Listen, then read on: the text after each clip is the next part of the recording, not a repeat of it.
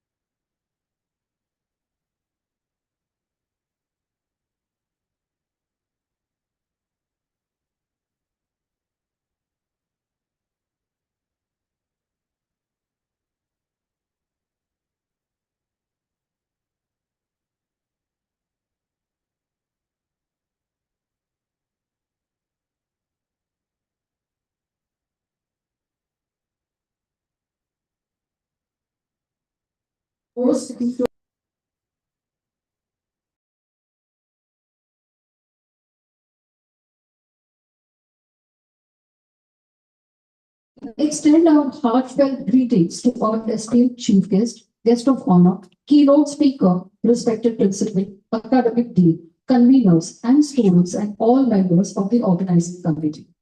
Your presence truly elevates the spirit of this academic gathering.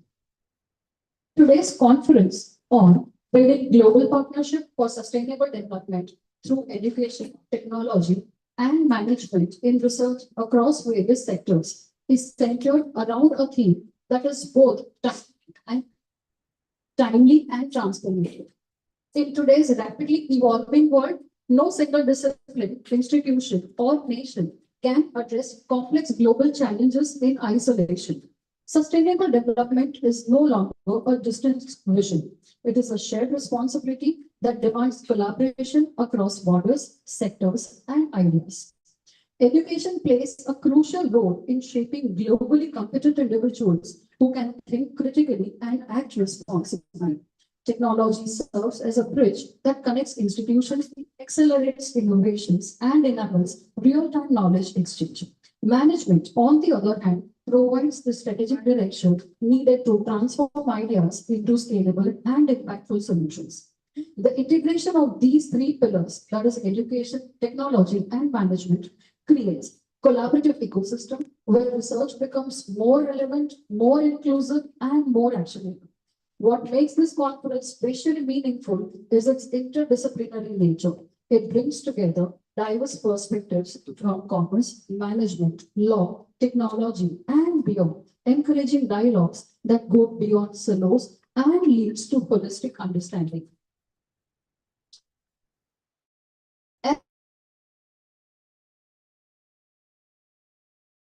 Building partnership, exchanging ideas, and shaping solutions that contribute to the sustainable and inclusive growth. I now request everyone present here to kindly rise for the national anthem, followed by prayer recital. Thank you, everyone.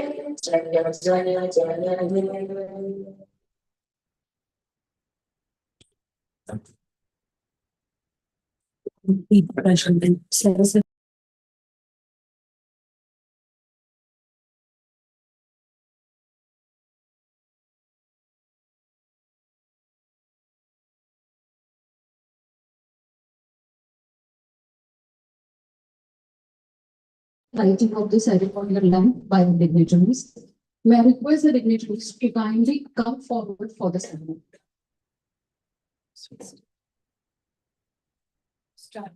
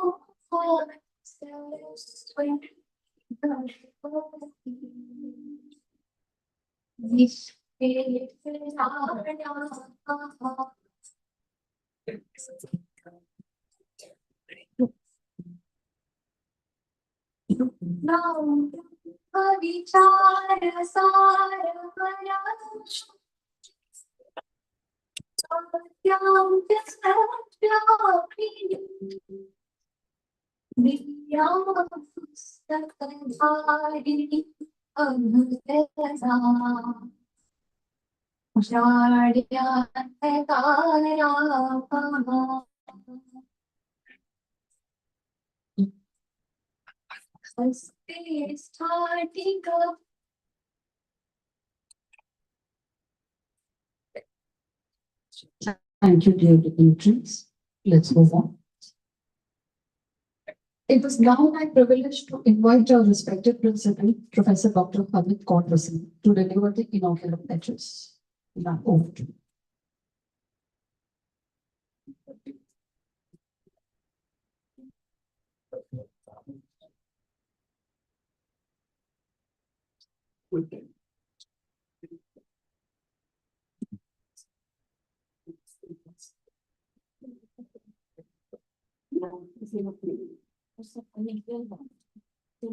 Distinguished Chief Guest Professor Dr. Rajshekharan Pillai, esteemed guest of honor Shri Nikun Zaveri, respected keynote speaker Mr. Aditya Vedapuri, our Honorable Chief Patron Dr. Kamalji Gupta and Dr. Neelji Gupta, all the invited principals of various colleges who have joined us today, our academic dean Dr. Neelam Arora, our college counselor Dr. Asha Agrawal, our dedicated conference convener, Dr. Arun Pujari, Dr. Sangeeta Makkar, respected faculty members, researchers, research scholars, industry experts, and all my dear students.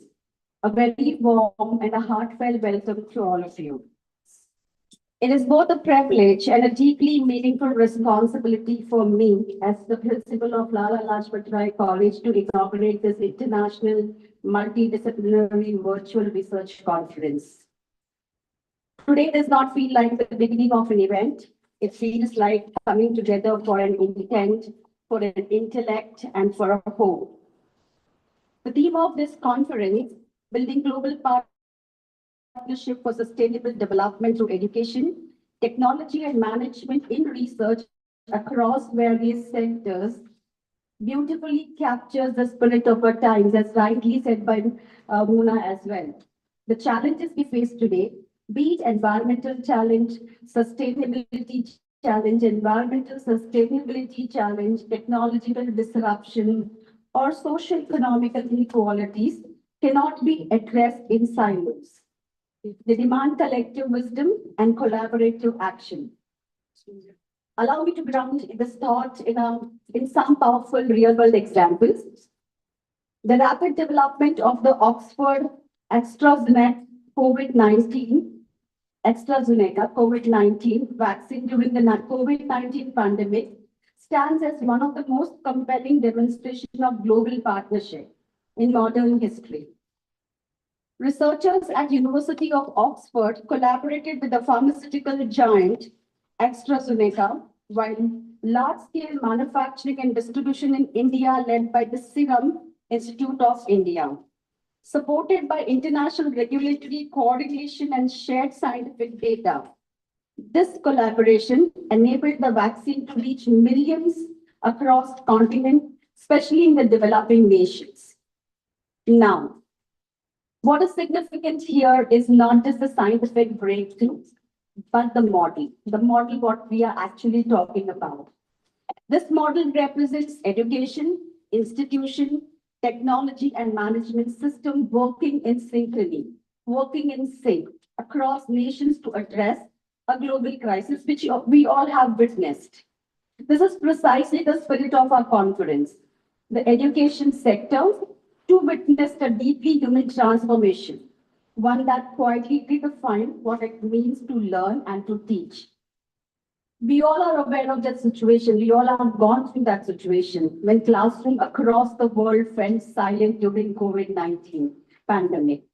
At that time, platforms like Khan Academy, Coursera became more than digital tools. They became bridges. They connected students to learning, teachers to new methods, and institutions to global classrooms that had no boundaries. At the same time, initiatives such as MIT OpenCourseware had already laid the foundation for this shift by making knowledge freely accessible to anyone with curiosity to learn. Building on this spirit, India was also not behind. India's self-owned platforms like Swayam and Diksha, under the Ministry of Education, Government of India, ensured that even learners in the most remote corners were not left behind. What emerges from these efforts is not just a story of technology, but it is talking about a story of care, a story of resilience, and a story of shared responsibility. A student in a rural village, a teacher adapting to a screen, a university opening its resources to the world, all became a part of the larger interconnected learning community. This transformation reminds us that education at its core is deeply human. I stress upon this word, it's deeply human. When supported by technology and strengthened through collaboration, that's the reason why collaboration is our theme today. And all these examples together is not just success, it is the synergy for which we all are gathered here today. The synergy with education providing direction, technology enabling reach, and management ensuring impact. This is not just a coincidence. If we talk about this collaboration, definitely it's not a coincidence. That is what is collaboration, and collaboration in its highest form. And that is precisely the spirit we seek to nurture here through this conference. Because research, when pursued in isolation, certainly informs, but when pursued together, it transforms. It gains purpose, it gains relevance, it gains the power to change life. Lala Lajpat Rai College, as an autonomous institution, believes that research must move beyond journals and into journeys. Journeys that influence policy, shape society, and create opportunities. I urge each one of you to participate not just with intellect, but with an intent. Ask questions that matter, share ideas that challenge, build connections that last beyond this conference, not just to this conference, but more than this. Let this platform not be remembered for presentations, but for possibilities. I once again extend my sincere gratitude to our distinguished dignitaries, Professor Dr. Rajshekharan Pillai, Shri Nikul Zavedi and Aditya Vedapuri for giving their valuable time and presence to this occasion. My heartfelt appreciation to our Chief Patron, Dr. Kamalji Gupta and Sunilji Gupta, for allowing us to organize such a meaningful conference, and to Dr. Sangeeta Makkar and Dr. Arun Pujari and the team and the student team for their dedication in bringing this vision to life. So with conviction in our purpose and hope in our collective potential, I now declare the International Multidisciplinary Virtual Research Conference open. Thank you, and I wish you all. Thank you, and I wish you all not just an engaging conference, but a meaningful one. Thank you.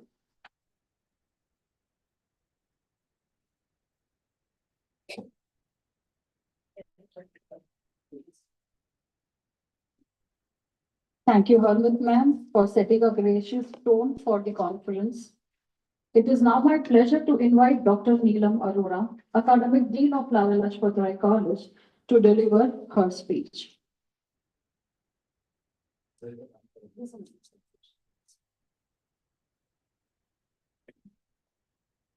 Good morning, and apology for being late. Mumbai traffic is very full. To all the respected members of the dais and virtually present, our chief guests and technical speakers. Once again, one international conference, the legacy continues. When we say international conference, it means some international perspectives are there. And the very topic being building global partnership for sustainable development. And in various areas through education, technology, management, and research across various sectors. Now, being a law student, I will take it from the law perspective. When I was doing my law, LLM, Nita will agree with me, when I did constitutional law. And because of part of the subject, we had to study constitution of various countries, whether it is human rights, whether it is socio-economic, whether it is political, whether it is business, trade, everything. One thing, what was common, that human beings are same everywhere and problems are same everywhere. So solutions cannot be isolation. Today we are in an era which is connected by internet. Within a minute, you are able to get the information and give the information. Therefore, living in isolation is not an option. Solving problem alone is not a option. What is an option is global partnership. Because problems are same, similar solutions have to be found. A case in point is public health. When we all suffered COVID, it was such a global phenomenon that we had to develop a vaccine in order to save mankind. And it's not that if America develops the vaccine, they will isolate themselves and not share it with us. Because it was such a global phenomenon, global partnership was very much evident. And we could see co-vaccine being made available everywhere, anywhere, to all the people in the world. An excellent example of global partnership, where you could save lives, and everybody did the lockdown. Everybody found same solution for the problem. That itself shows that together being one is where the solution lies.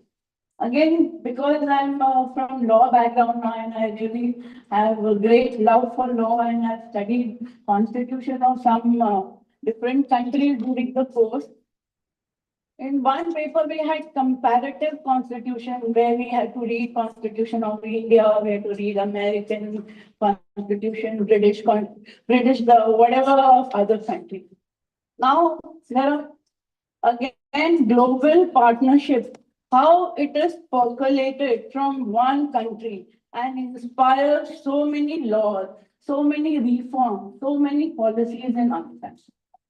There are two very landmark cases in the US economy, and how they are integrated in India, of course, and in many other countries also, because they all deal with human beings having same problem. One case is Brown versus Board of Education. Now, Brown versus Board of Education is a very landmark case in the US history, wherein they had an earlier uh, black and white. We always know racial discrimination is a global phenomenon. And America has this black and white segregation very strongly, where they said equal but separate. That was one legal law in America, equal but separate. So you give equal rights to the black, to the white, but they are segregated. Blacks have different schools, whites have different schools, blacks go in different transport, whites go in different transport. Strong discrimination, yet they said that is equality. Now, this Brown versus Board of Education was a very landmark case where they said that there was a Linda Brown girl who was a black girl living in a community where the white school was close by. But because of that segregation policy, she was not allowed to study in the white school. Wherein her father and later the entire black community of the vicinity had a big fight with the Board of Education. And they said, why segregation and why discrimination on the basis of the color of the skin? Human rights are same everywhere. And that's how, with a long battle drawn, the separate but equal segregation policy was dismantled after this Brown and Board of Education code, and students from any community, any color were allowed to study in any school closest to their vicinity. If you compare it to our RTE, Right to Education Act, Article 21A says that right to education is a fundamental right and it is free and compulsory for all children between 6 to 14. And again, for economically weaker section, 25% seats are reserved in the private school. That again shows discrimination on the ground of economic, gender, any other ground is not required and it has to be broken away to bring uniform. So a case in America in 1960 had populated to many countries that discrimination on any ground was considered to be a blot on mankind and was slowly deteriorated and removed from various constitutions. Another one very landmark case I would say is again in terms of Miranda. You must have heard of Miranda laws. Anybody has heard of Miranda laws? So Miranda laws is again a landmark case in the US where there is again Miranda versus state of Arizona. What does this Miranda law say? There was one Mr. Miranda who was a thief. He was kidnapping and was accused of some other crime. And he confessed to the police, yes, I have committed the crime. Police convicted him. And then he realized, even if I am a convict, I have a right. Right to remain silent, right to have a lawyer, right to give my confession in front of a magistrate. And from then on, the Miranda laws were created, wherein when you must have seen in movies, when the police arrest somebody, they will say you have a right to call a lawyer, you have a right to remain silent, and you have a right to due process of law. That means whatever you say will be used against you. So please keep quiet. If you have a lawyer, you call a lawyer. Those Miranda laws again became such a landmark thing that it populated in many other countries. Under our constitution, Article 21, Article 22, even if you are convict, law says you have a right to due process of law. It doesn't mean if you're a criminal, you should go away. But you have a right to due process of law. Nobody can take away your life and liberty without due process of law. Even if you're caught, you have a right to remain silent, you have a right to hire a lawyer, you have a right to give your statement in front of a magistrate. So these are what? Global activities percolated all over the planet. So and there are many such cases because socio-economic conditions, gender inequality, racial discrimination, poverty, 700 million people are still under poverty. So eradication of poverty, next 4 we used to say, poverty anywhere is a threat to prosperity everywhere. A poor nation will not be a customer. That I think Vinay Bole was saying, this friend in America, in China, found that the Chinese children are learning Hindi, Marathi, Tamil. Why? Because there's a market is in India. The population is in India. So if India remains poor, it is a threat to even China. So helping us get better jobs and better income benefit everyone. So that's where global partnership is all about, whether it is public health, whether it is technology, shared technology. You can't go and bring research against them. Research once done, good for the mankind, a cure found for cancer or any other disease will populate to all the people everywhere. So I'm sure this conference, which is there today, will throw light on many aspects, will bring together so many thoughts, so many research papers, and we have some excellent speakers. And our chairperson, UPC chairman, a very resourceful person, Aditya Vedpuri, a young, at least 30-year-old emerging lawyer working for the governor of Michigan, who has dealt with so many laws and so many cases. I'm sure he is going to talk about data privacy and will be a great eye-opener for us. I congratulate the entire team and the principal, Professor Dr. Harmeet Kaur, Dr. Adit Pujari, Dr. Samita Makkar, and the entire team for once again organizing this wonderful international conference. And best of luck in this.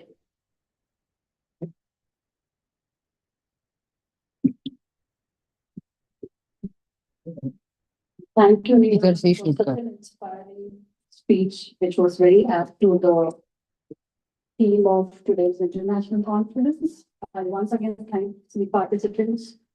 May I now request Dr. Adit Pujari to kindly come here and set the theme for the objective of the conference today.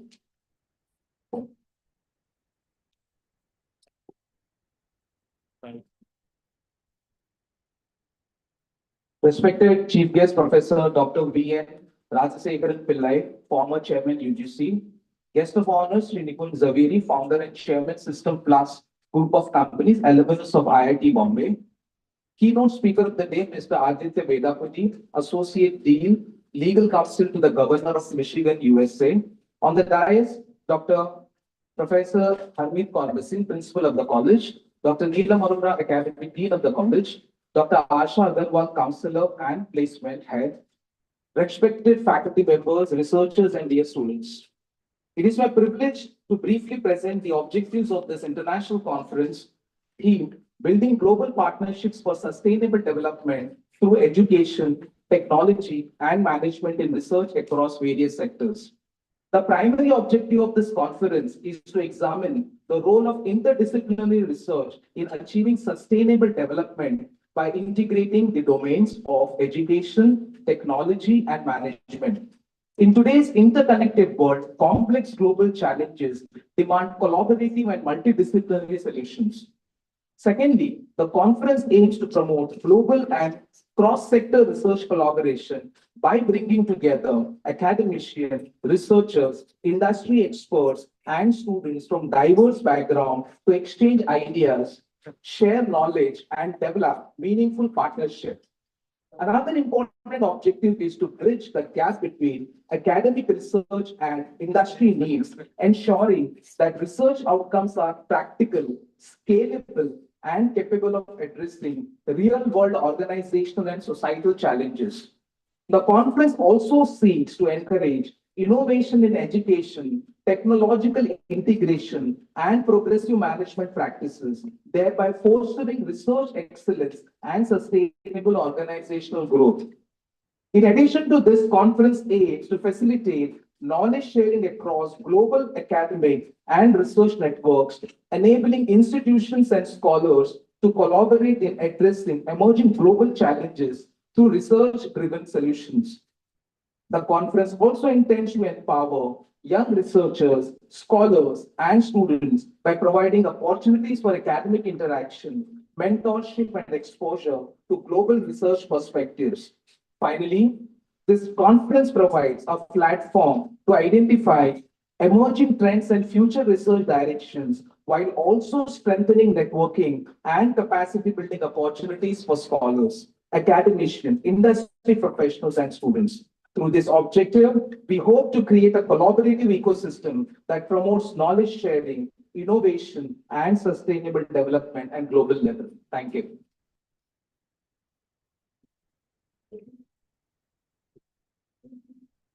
Thank you, Arun sir, for outlining the conference objectives with such clarity and purpose. Your insights have effectively highlighted how this conference aligns with the broader vision of building global partnerships for sustainable development through education, technology, and management. They have also set a meaningful context for the discussions and collaborations that will unfold throughout the conference. It is now time to introduce our esteemed chief guest. I invite once again Dr. Arun Pujari to kindly introduce our today's conference chief guest, Professor V.N. Rajashekaran Pillai, to the audience. Thank you, Mona again. Again, good morning to all the distinguished dignitaries, respected faculty members, researchers, and dear students. It is indeed a great pleasure, privilege, and honor for me to introduce our esteemed chief guest for today's international conference, Professor V.N. Rajashekaran Pillai, an eminent academician, visionary, educationalist, and global respected researcher. Professor Pillai has devoted more than 5 decades to higher education, scientific research, and academic leadership, making significant contribution to the advancement of education and science in India and internationally. He is an elected fellow of Indian Academy of Sciences and is widely encouraged as one of the most cited researchers in polymer science and technology in the country. Over the years, he has mentored and guided more than 65 doctoral and postdoctoral researchers, nurturing future scholars and innovators. His remarkable academic journey includes serving in several prestigious leadership roles. He has been the Vice Chairman and Chairman of the UGC, Executive Director of NAT, and Vice Chancellor of Indira Gandhi National Open University. He has also served as Vice Chancellor of Mahatma Gandhi University and Cochin University of Science and Technology, contributing immensely to strengthening the academic and research ecosystem of these institutions. Professor Pillai's distinguished career is decorated with numerous prestigious honors, including M.V. Piley National Award, the Materials Research Society of India Medal, and Presidential Gold Medal awarded by former Prime Minister Manmohan Singh. He has also contributed globally as a member of Drafting Committee for Higher Education Policy at UNESCO, representing India. He previously served as a Vice Chancellor of Somaiya Vidyadhar University and currently holds the esteemed position of Chancellor of ICFI University. He is also the member of committee constituted by Government of Maharashtra for the implementation of National Education Policy. With such an illustrious career spanning academia, policy, research, and institutional leadership, Professor Pillai continues to inspire educators and researchers across the world. It is truly an honor for our institution to have such a distinguished personality with us today. So, ladies and gentlemen, please join me in warmly welcoming our chief guest, Professor V.N. Rajashekaran Pillai. Thank you. Thank you very much. Am I audible? Hello, am I audible?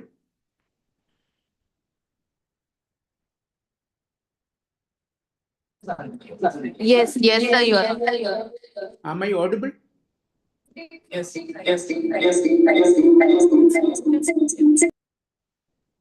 Hello? Am I audible? Yes, sir, you are audible. Thank you. Thank you very much for the kind introduction. First of all, I would have preferred to come over to the college and interact with you all. It was a great privilege for me to get an invitation from a premier institution like Lala Lajpat Rai College of Commerce and Economics in the context of an international conference on sustainable development international collaboration, technology, and related areas. I fully endorse the earlier speakers, their observations on international collaboration, global collaboration, and also the importance of sustainable development. I am quite aware of the fact that the participants of this conference are teachers of economics, commerce, business studies from different colleges in the state of Maharashtra, maybe outside also a few of them. And this seminar is being organized by an institution of commerce and economics and business studies, the main, and therefore I would like to concentrate on how the interdisciplinarity and the multidisciplinarity concept in the subjects of economics, commerce, business studies can contribute to the development of our country, which could be a model for several other countries in the world. So, if you just look at the overall scenario, we can see that we are standing at a crossroad in the history of development. Our theme today is sustainable development, global partnership, multidisciplinary research, economics, and commerce. Let us look at the transformation of Mumbai from a financial capital to a vibrant knowledge capital. Because I am working here for the last 10 years in Bombay. After my retirement in central government, I work in Bombay in the city, Bombay city, and also I have been interacting with education institutions in a very, very significant way. So we are seeing the transformation right in front of us. We are seeing the transformation. Mumbai is considered as the business and industry capital of the country, and it is the financial capital definitely, and therefore institutions like Lala Lajpat Rai College can contribute significantly to the development, the right kind of development. So it is actually, we call it a financial capital, but Bombay is actually a vibrant knowledge capital of the country. When we say the difference between the financial capital and knowledge capital, I think knowledge is a much more pervasive, much more comprehensive thing which we are looking at. What is it that defining knowledge capital 2026? It is no longer just about the density of banks or the volume of trade. It is about how we manage the triple transition. Please note this word, triple transition. The simultaneous shift towards green economy, a digital society, and social inclusivity. So this is the transition which we are seeing all over the world. That is a shift towards green economy, a digital society is emerging, and social inclusivity is a must. So this I call the triple transition, that is the green, digital, and social. This is the transition which is happening. For students of commerce, economics, and business, this is, or of course, when I say students, researchers, teachers, everybody is included. It is a triple bottom line. We have to just look at the green, we have to look at digital, we have to look at the social. So the green transition, that is redefining the value of our education. Education is for enhancing the quality of life and life management systems. It is not just for bringing money or anything. It's for enhancing the quality of life and life management systems. When we say the quality of life and life management systems, it is not only covering the human race. It is definitely looking at the overall universal. All universe things are covered. The environment, everything is covered when it comes to the quality of life and life management systems. For the last 30, 40 days, we are seeing the effect of a declared or undeclared war. What is the type of effect which is we are all facing? Even though we are not directly involved, the type of things. Therefore, we have to just redefine the values of our educational processes, research processes, and development process. For decades, commerce was, for example, I know that I am addressing mainly the students of commerce and all that.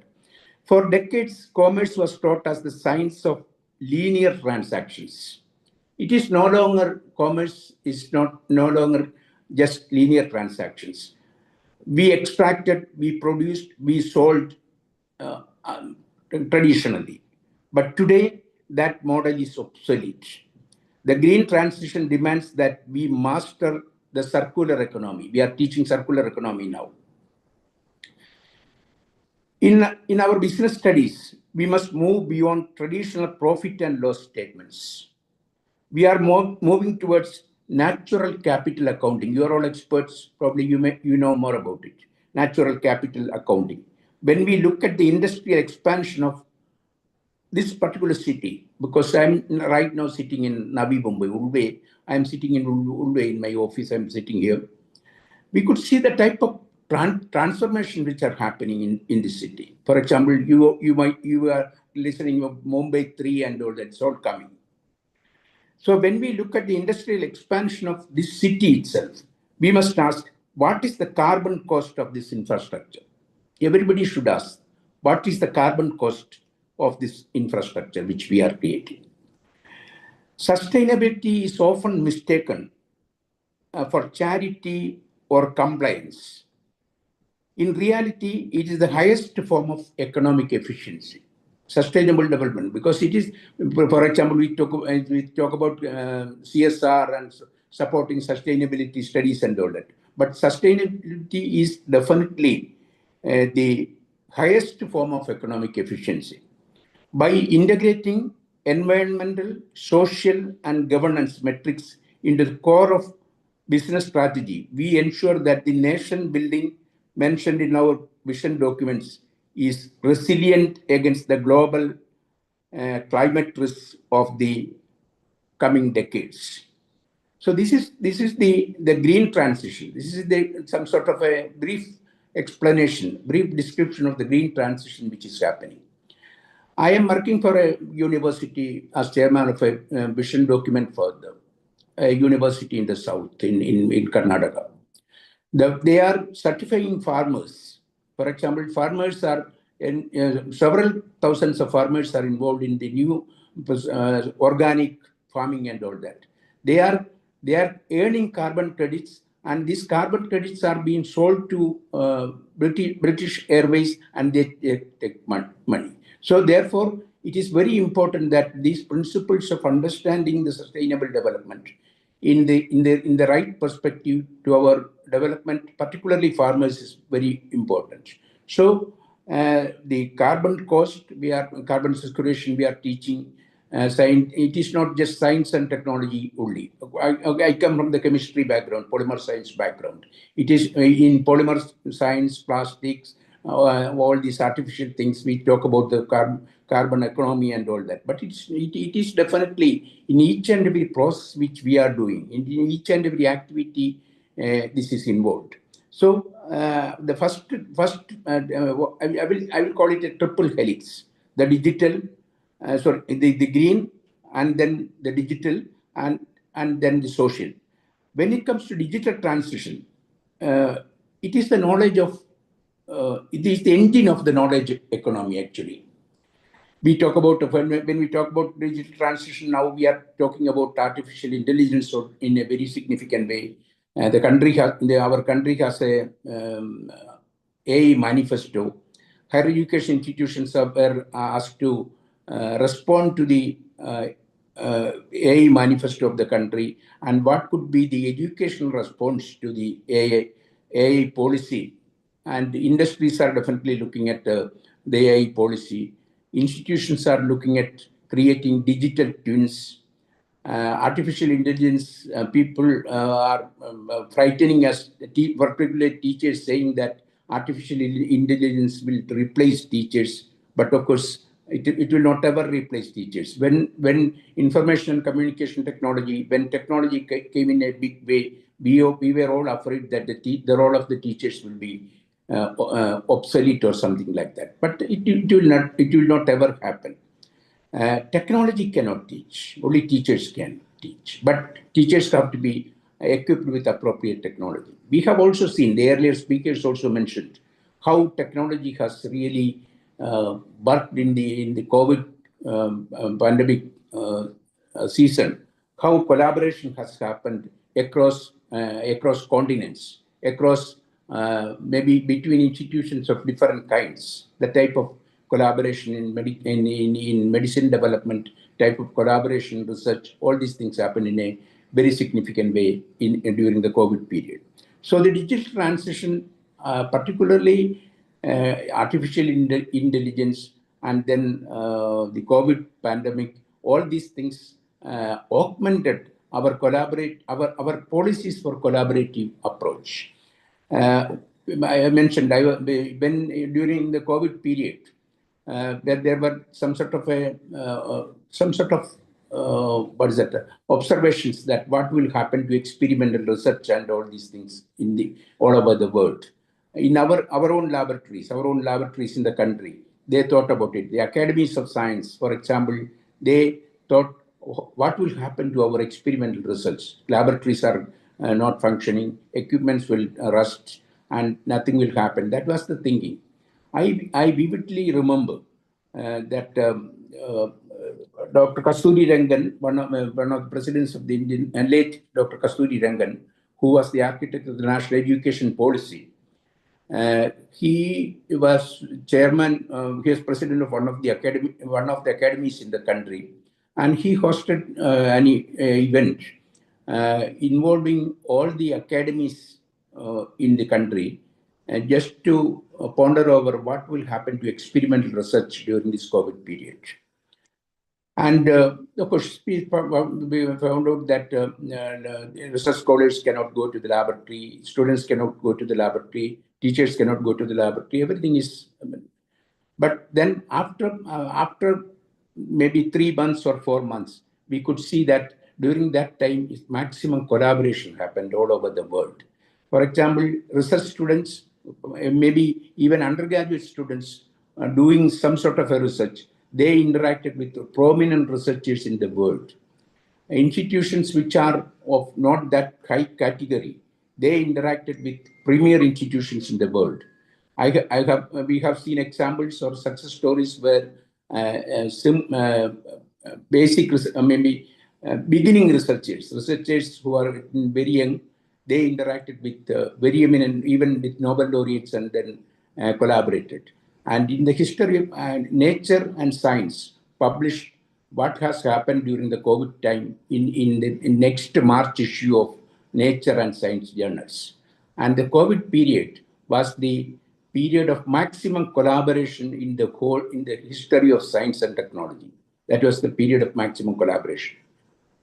And earlier speakers also mentioned about the development, particularly with the Oxford group and all that. In our own country, the type of medicines we have developed, type of facilities we have developed through collaboration, we have ample examples. So when it comes to technology and also the necessity of technology, we will definitely rise up to the occasion, and this digital transformation definitely will help us.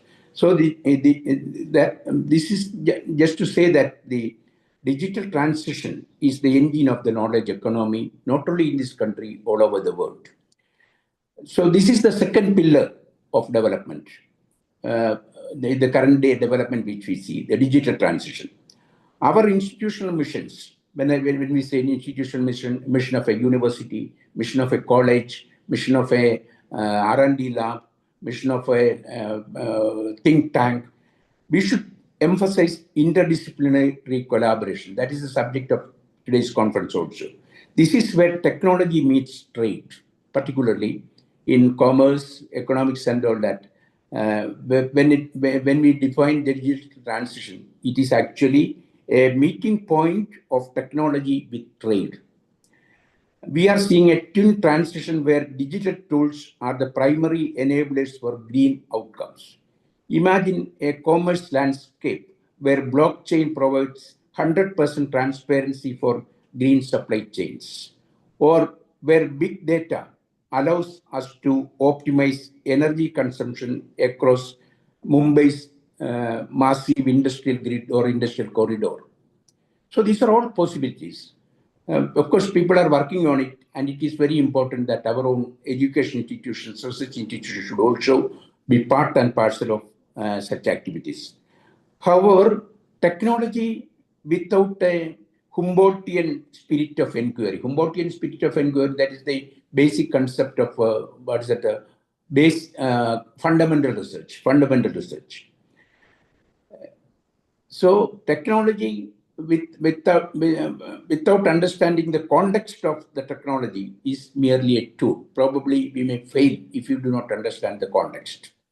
We need professionals who don't just use artificial intelligence, but understand the economics of automation, how it shifts labor markets, and how it can be harnessed to increase our state's research capacity, which, as our data shows, currently faces significant gaps in autonomy and innovation. So whatever we teach or whatever we do research in our institutions, it is only the text of knowledge. We are teaching the students knowledge and skills. It is only text of not education. What is the purpose of this knowledge and skills? It has to be, these knowledge and skills need to be applied to the society for enhancing the quality of life and life management systems. But if you do not understand the context, if you do not give an opportunity for the students or the learners or the researchers to understand the context of the knowledge and skills, the real application of the knowledge and skills may even fail. And this text context correlation is nothing but the social relevance of education or research. And therefore, when it comes to technology, for example, we talk about artificial intelligence. Artificial intelligence, we get data, it is based on the data which we provide. For example, we had a global artificial intelligence conference conducted in Delhi almost 2 months ago. And you could see the type of revolutions happening all over the world. And we also know that all these data are from the data provided by institutions. For example, it may be there's centuries of research by different people. This data is there. So the data is very important. And therefore, when we become part of this artificial intelligence revolution, or when we make use of this artificial intelligence data and as a source for our own education and all that, we should bear one thing in mind, that this data, it is all from the big data which the computers have acquired. So this big data, probably this data may not contain many of the data of our own society. From a rural background, probably many of the data may not be there. So therefore, it is very important that we should understand the context of the knowledge and skills or the context of the society. This context varies from time to time. We have seen, of course, I am a teacher for the last 55 years. So the context of the knowledge and skills, when I studied chemistry, now the context is totally different. The context is very dynamic in nature. And therefore, we should be always ready in our education, in our teaching, in our research, in the application of our findings to understand the context of the society. It is very dynamic in nature. It changes from place to place. It changes from time to time. For example, the type of context of education in a village in Bihar could be totally different from the type of context which we face in the city of Mumbai or a state in Kerala. It will be totally different. And therefore, understanding the context of the society, the dynamic nature of the context is very important. This text context correlation is very much important in digital transition also when it comes to artificial intelligence. So when I am invited for giving lectures on artificial intelligence and its probably challenges, I used to say that artificial intelligence is definitely, it's a challenge. We can get a lot of things, but natural stupidity is also very important. It is all, it is the exact opposite word of artificial intelligence, natural stupidity. So it is the human spirit. And therefore, understanding that all these things are man-made. All these things are man-made. So what is the spirit of the mankind behind all these things? It's very important. And therefore, digital transition should be definitely seen as in the context of the society, which is changing from maybe a developing in an African continent, the context could be different. In our case, the context could be different. In a highly developed country, it could be different. All these things are very important. So the third transition which is happening, I call it triple transition. The first was the green transition, second is the digital transition, and the third is the social transition. That is bridging the, for example, when it comes to education, what is the social transition? For example, we talk about education institutions and its role in enhancing the gross enrollment ratio. That's a social factor. Providing a graduate to each and every family. It's a very important social factor. So this is perhaps the most critical pillar for a country, fastly developing country like India, the social transition. Our need analysis identifies a sobering reality. While Maharashtra, of course, is considered as the industrial powerhouse, the gross enrollment ratio of maybe deprived sections of the society remains significantly below the national average. For example, the scheduled castes, scheduled tribes, and all that. And of course, women, it is increasing in a significant way, but we have to just look at the social, when it comes to the enrollment and all that, we have to just look at the social factors also. An economy cannot be vibrant if it is not inclusive. We have to argue that social sustainability is a prerequisite for economic stability. When we talk about human excellence, we are talking about creating a business environment where people-teacher ratio, student-teacher ratio is not just statistic, but a commitment to quality. We must leverage our status of our education institutions to create more pathways for those who have historically been excluded from the knowledge economy.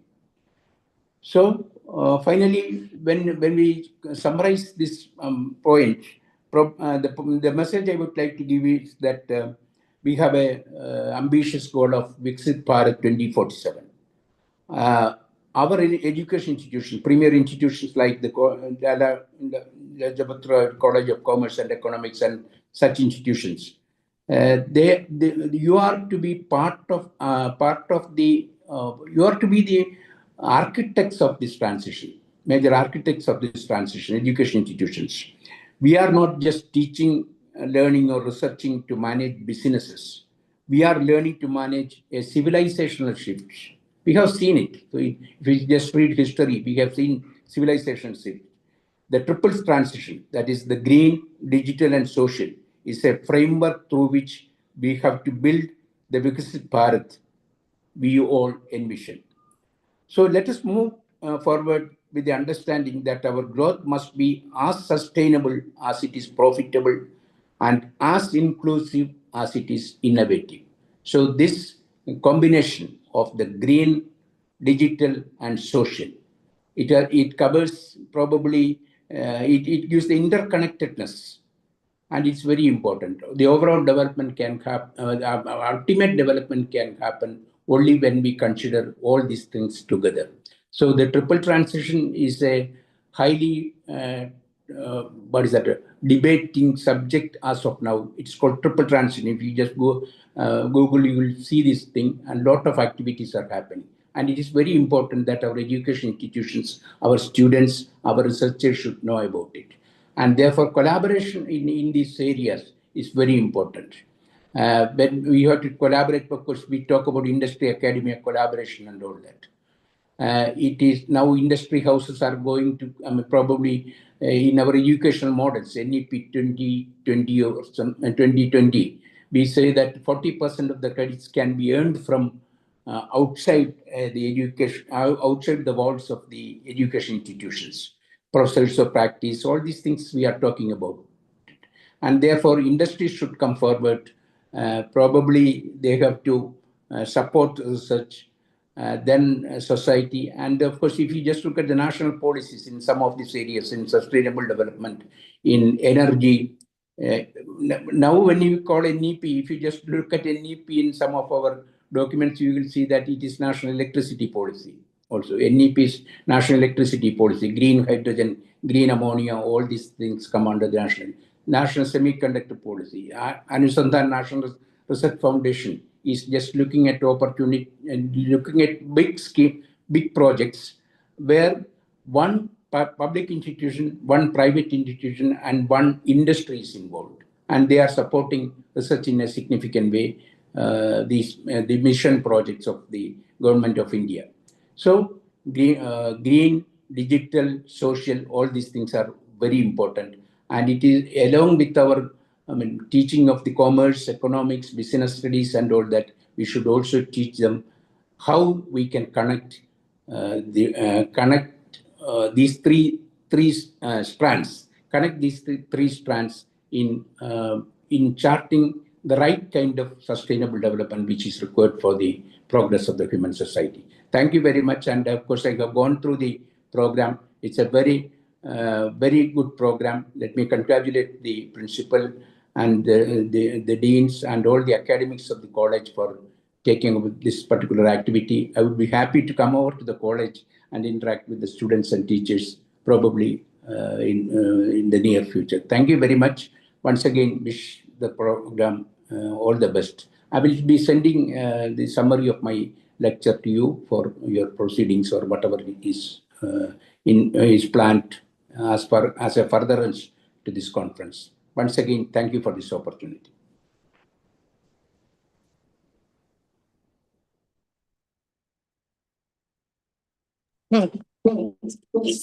I have a question. Allowing to with the conference team and for sharing your decade-long journey witnessing Mumbai's transformation into a financial and knowledge hub. Your perspective on green economy, digital and social transitions, along with the true meaning of sustainability as economic efficiency, was thought-provoking. I'm confident that everyone present here, both in person and virtually, has gained valuable takeaways from your enriching speech.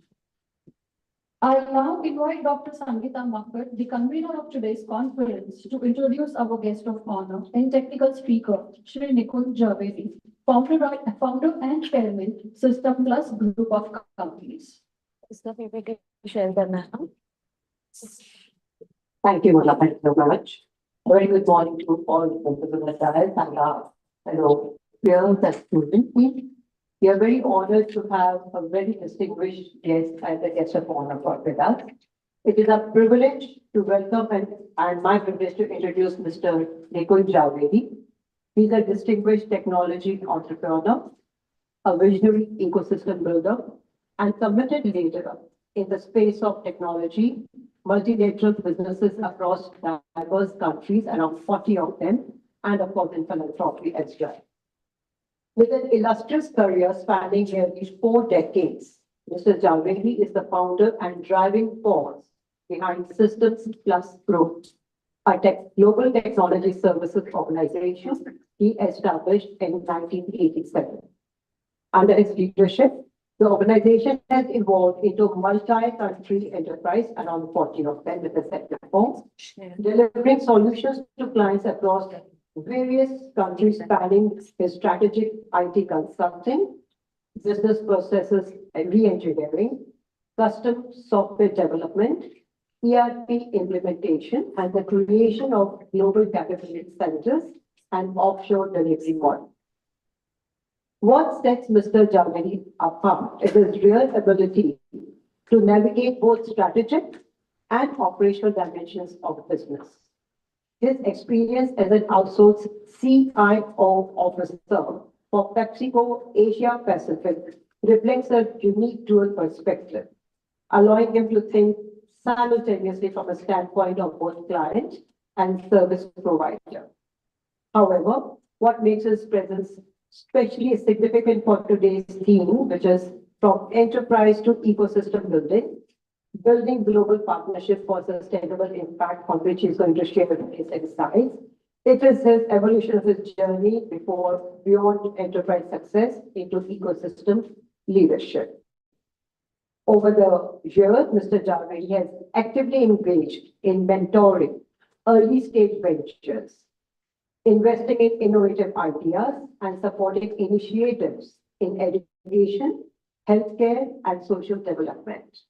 His association with organizations such as Pride India, Access Life, Mantra for Change, and The Circle, and involve learning solutions, among others, reflects a conscious and purposeful shift from building a single successful enterprise to building a network of institutions that collectively generate long-term societal value.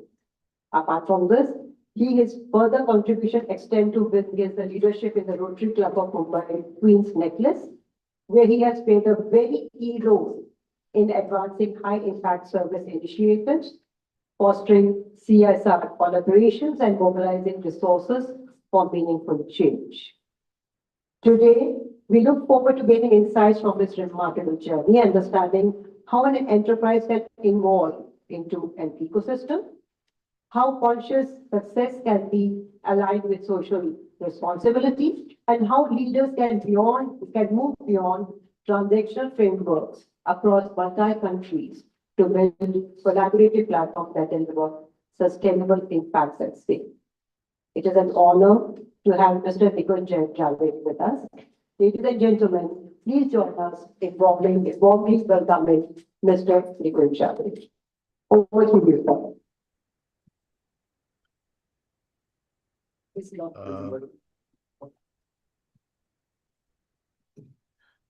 Good morning. Can you hear me? Hello? Can you all hear me? Okay, I hope I can be heard. I'm not sure. Can somebody give me a thumbs up, the admin or somebody? Okay, perfect. Thank you. Can I have my slides put up as well, please? The first slide, please. Anyway, while we do that, firstly, thank you. Thank you for having me. It's a privilege and an absolute honor to be here in this amazing conference. And I was listening to Professor Pillai some time back, and I was just saying, my God, it's absolutely unfair for somebody like me to come after him because he's already said everything he has to say. And with such knowledge and experience before me, I hope I can do something to at least enlighten and share some part of what I've done in my journey. Okay. What I've chosen to talk about today is something called enterprise to ecosystems, building partnerships for sustainable impact. Now, that's something which I have done over the last many years. So I'm going to give you a practitioner's view of how this is done, how I have done this, where it's been an entrepreneur, a mentor, a Rotarian, working with business, academia, nonprofits, government, and even the army to actually make impact multiply. So I hope that works for you, and I look forward to spending the next 10 minutes sharing my journey and some thoughts. Okay. So can we go to the next slide, please? So just a little bit about my personal story, right? 4 years ago, as mentioned earlier, I started my company while I was yet studying in IIT, and no resources that time. It was just an idea. Let's do something. Tech was a big thing that time. IT had just started. So for some of you who are here, you probably haven't even heard of this, but all of you know the Apple. My first computer was an Apple II. So, which was, the total RAM was 64K. The floppy disk drives there were floppy disk drives that time, believe it or not, was 512K. And that was a big computer system for us. That's where I started my journey. Over the years, we grew it into a global IT services firm, it's done well for ourselves. And then about 10 to 12 years ago came the important question. Do I continue doing this and then let it go when I'm done? Or do I start thinking of a transition? do I start handing this over to somebody else? And that was a very tough call for me, but I did make that call that I need to exit and get out of the business, bring in the new generation because they have new ideas, new thoughts, are much more intentional, and then bring and me becoming more, as I call myself, the chief cheerleader of the organization. Nowadays, I spend 2 half days a month on my business. The balance I do other stuff, which I will share a little later.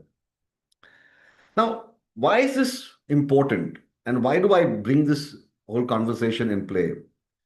Is that sustainable development, and that's what this whole topic is about, is not only about technology and money. It's actually about building institutions and people who can carry the work forward long after you leave the room. So that is really where my whole focus is going to be on today. Okay. So can we move on to the next slide, please? So I just want to kind of say, if you have research, some of your ideas you're thinking about is only dependent on you. Is that yet sustainable? Is that sustainable? And that's something I want you to question for yourselves, right? One thing I want to, I work now a lot in the impact space, so in the social impact space, where we work with a lot of nonprofits, for-profits, businesses, CSRs, to actually see how we can make a significant change in India as a whole, in the education system and the healthcare system, etc. But what I'm seeing is you can't do it alone. When you are partnering with others, partnerships multiply. Just working alone, you have a boundary. You can't go above. There's a glass ceiling, as we call it, right? But when you have a partnership where you are weak, somebody else can actually fill in and take over that space. The other is nothing is now, it's all multidisciplinary now. You can't say, I'm only solving a healthcare problem. I'm only working on a tech problem. Technology is required in social sector, in education, in industry. So we do work in all aspects of it.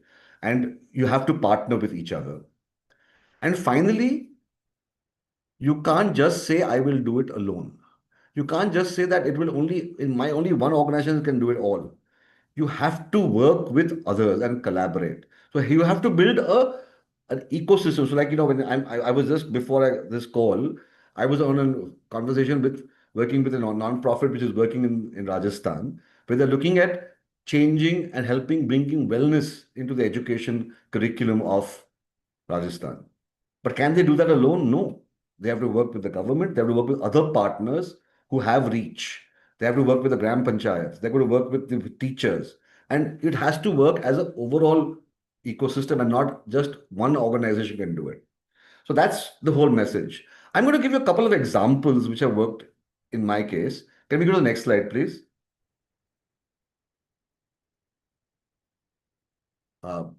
Thank you.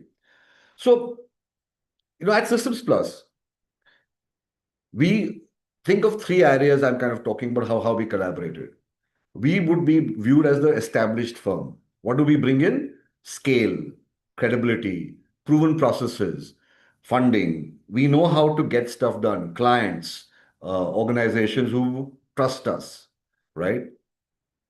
But then you also get jaded. That's when the startups come into play. They're hungry, they're innovative, they're thinking new ideas, they're willing to take chances, they're willing to fail.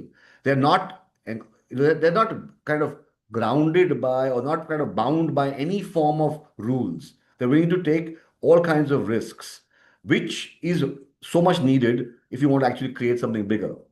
And then finally, you need the academia like you guys. Why is academia so important? Because they can step back and take a undiluted view and just ask the question, why? And I keep on saying you need to ask 5 whys before you actually get the answer to the problem. And that's where businesses, startups, we start going very fast and start moving fast because we are focused on numbers. But academia has the privilege or the benefit of saying, give me a reason why, tell me why. And that is something which is so important. Now, when you put it all together, that's when you actually create a much stronger and a more practical solution. So for us, this is what has worked very, very very well for us. So we have an organization which I work with called the Circle. The entrepreneurs from the Circle, the business acumen and the funding from us, and we worked with IIM in Delhi. The three of us came together and said, let's create a tech project which is totally data driven for solving a problem in the areas of Karnataka. When we got these all together, we actually made the solution work and come alive. But today, if we did it on our own, that would not have been possible. Okay. So please, students, again, and everybody else there, it's not about whether you're a BCom or a BM or a BSc, and I saw some people in BBAs, etc., on the screen. It's more about, can we all sit together, intersection of disciplines, and make this into a holistic solution to a problem. And that's what this conference is all about, from what I can understand and what I heard in the earlier meeting. We'll move on to another example. Next page, next slide, please. No, as you know, and I'm now talking, again, this is what I work very dear to me, is the social impact lens, right? So there was a problem in, you know, we were talking to the Indian Army on the borders of J&K. And this is a place, outpost called Machal, from where you can actually look into the Pakistan occupied territory. So when we were there, one of the big challenges they said was, we are cut off from the rest of the world for 6 months in the year. What happens is, very often, if we don't help the community here, the problems are, the help comes from across the border. We've got to figure out how do we solve this problem. That's when the citizens, the panchayats, the Indian Army, Rotary from India, from Bombay, and another non-profit sitting in Kupwara came together, heard what is required, and said, we need medicines to reach them for 6 months in the year, which were not reaching in time. We need to have school buses. We need to have ambulances which are created when they from the hills to reach, like motorcycle ambulances.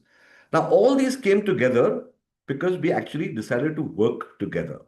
And when we started working together, we actually saw that it was impacting the lives of the people. And today, when you walk in, everybody says, and the army tells me in brief, it says, our khabris, they are not, all the people who were otherwise khabris of the POK are now khabris of the Indian Army. Now that is actual action and impact which can happen when all of people start working together. And that's again how then development can happen. And that then stays sustainable, because we actually found a solution which made sense for the entire the people who are being impacted the most. Okay. So now we move on to, so what is it that a partnership should really entail? Simple. If I summarize what I just said, a shared purpose. Be clear what problem we are solving together. Complementary strengths. Each partner must bring something different to the table. You know, some people bought tech, some people bought knowledge, some people bought reach, some people bought funding, and that's how this all comes together. And finally, there has to be mutual respect and transparency, that this is what we are trying to solve and how we're going to work together on it. I think this is what is really a great way to make something sustainable. Now, I've given two different examples, a business example, and I've given a social impact example. The point is, anything you do, you yet need to see how you can put these four things together.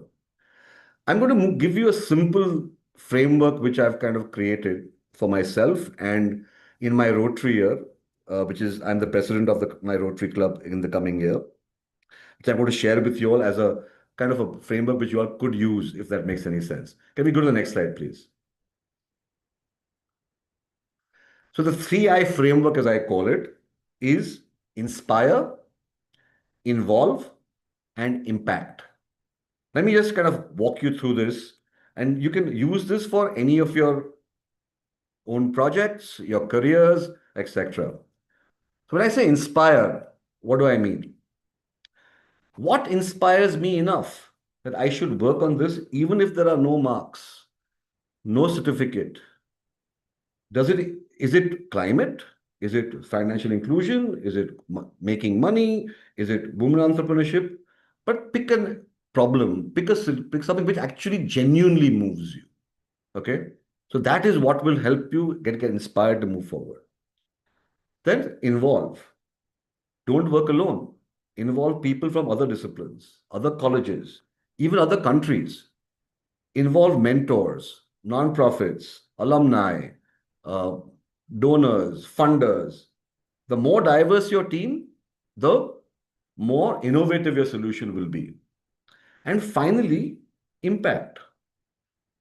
How many, it's not about how many pages your project is all about, or how many I remember when I was in IIT, one big thing we were looking at is how big is my BTech project? Is it 50 pages? Oh no, this is only 20 pages. That won't be, or 100 pages. That's not enough.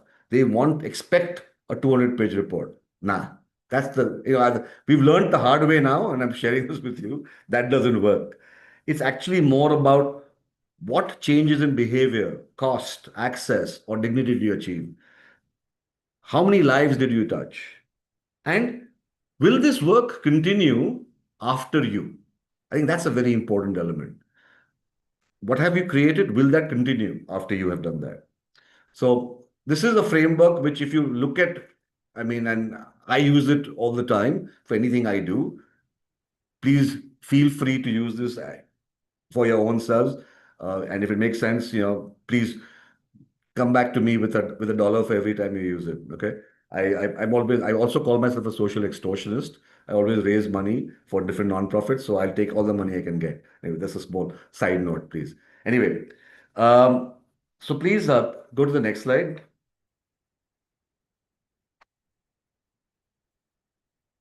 You know, for you students, the mistake I made when I was it was an initial mistake when I was in college was, hey, I'm becoming a chemical engineer. I will only focus on chemical engineering.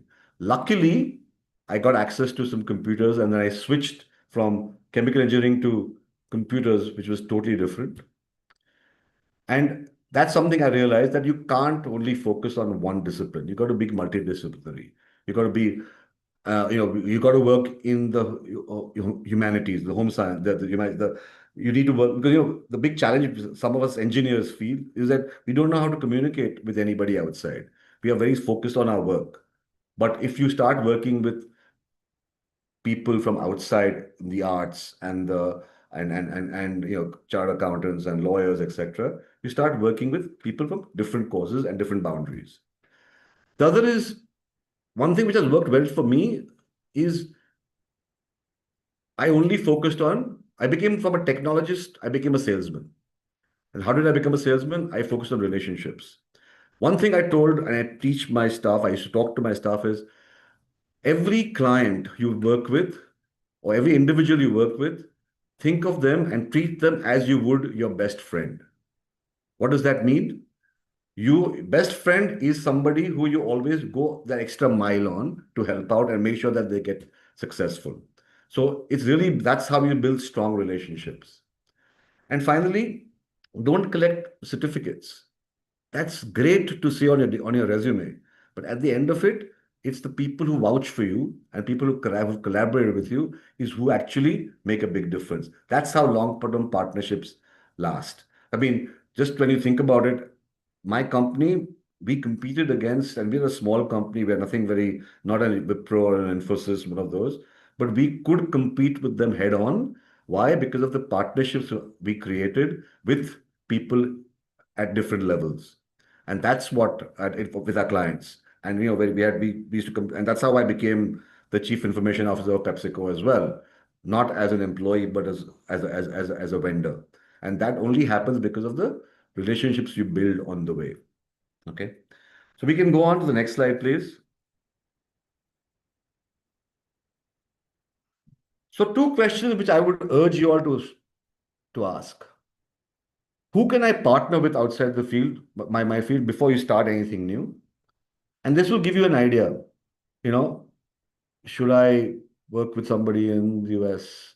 Should I work with somebody in the artificial intelligence space? Should I work with somebody in the humanities space, in the arts space? And that will what will help you kind of understand how you should think of your problem. And the second one I would urge you all to do is what value will remain if I stop working on this 1 year from now? Because if you feel that this is going to stop working from it and there's nothing going to happen, then this is not it's just an assignment. It's not a sustainable initiative. So something which I would urge all of you to do every single time would be something is look at these two questions before you start anything new. And finally, in closing, this is to all of you there. This world is full of problems, but it's also full of partners. So if you say, no, I'm going to wait, I can't reach out to, I will become a senior person, only then can I start collaborating, you'll have already lost time. My urging to all of you is start now. Use your time in college and conferences like this, not to collect certificates, but to build relationships with professors, with peers, with people who you have not met today, but who you need to meet and will need to know in your journey. That is what will make your journey, your project, your whatever you're building sustainable in the long run. So again, I can just go to the last slide, please.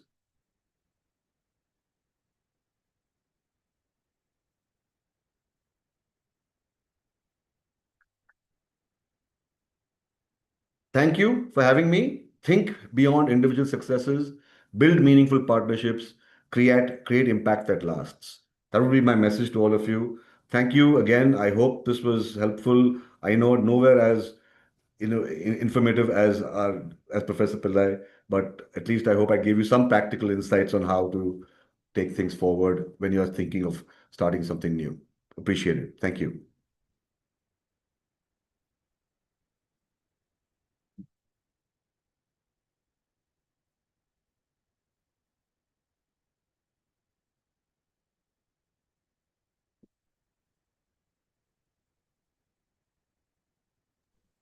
Unmute.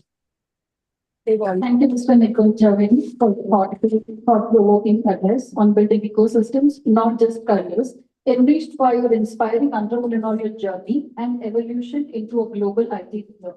Your emphasis on sustainable development as institution building and the power of partnership over isolated efforts offer deep insights for all issues. The idea of asking why, fostering multidisciplinary collaborations, and nurturing meaningful relationships truly resonated. Your 3I framework, inspire, involve, and impact, provides a valuable direction for creating lasting change.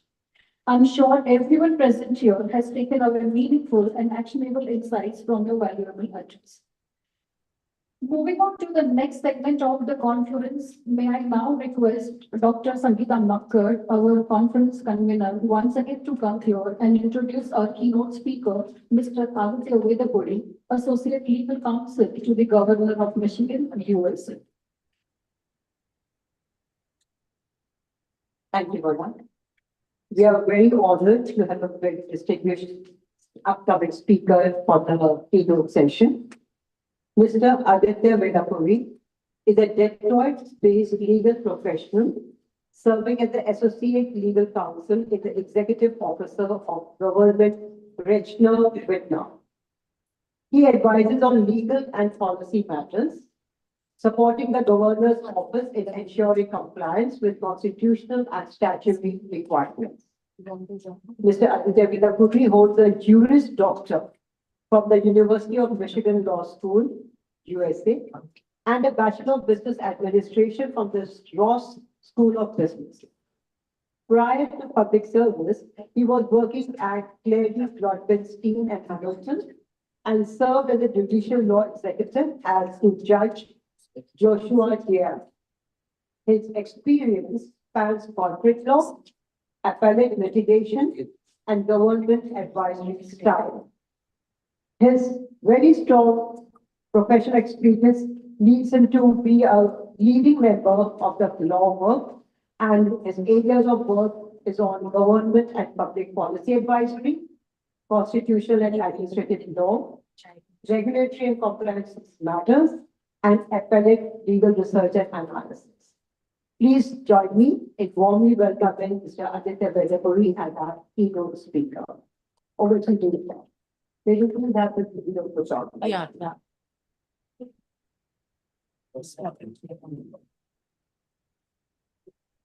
Regulatory and compliance matters and appellate legal research and analysis. Please join me in warmly welcoming Mr. Aditya Vedapuri as our keynote speaker. Over to you, sir. They usually have the video for short. Yeah. Everyone, I'm Aditya. Thank you for the chance to address this conference. It's an honor. This college is a special place to me. My mom was actually a professor here many years ago, and we visit every time I come back to India. So I'm really glad to have this chance. My presentation is going to be about the evolution of how we think about data privacy, with a focus on the different approaches we see in the EU, the US, and India, which actually had a landmark Supreme Court decision not too long ago. So this college is special to me. My mom was actually a professor, relatively dry, so we visit every time I come back to India. So I'm really glad. The structure is pretty simple, so we'll go. My presentation is going to be about the evolution, starting with where the right to data privacy, with a focus on the different approaches we see in the EU, the US, and India, which actually had a landmark Supreme Court decision not too long ago. So this college is special to me. My mom was actually a professor, relatively dry, so we visit every time I come back to India. So I'm really glad. The structure is pretty simple, so we'll go. My presentation is going to be about the evolution, starting with where the right to data privacy, with a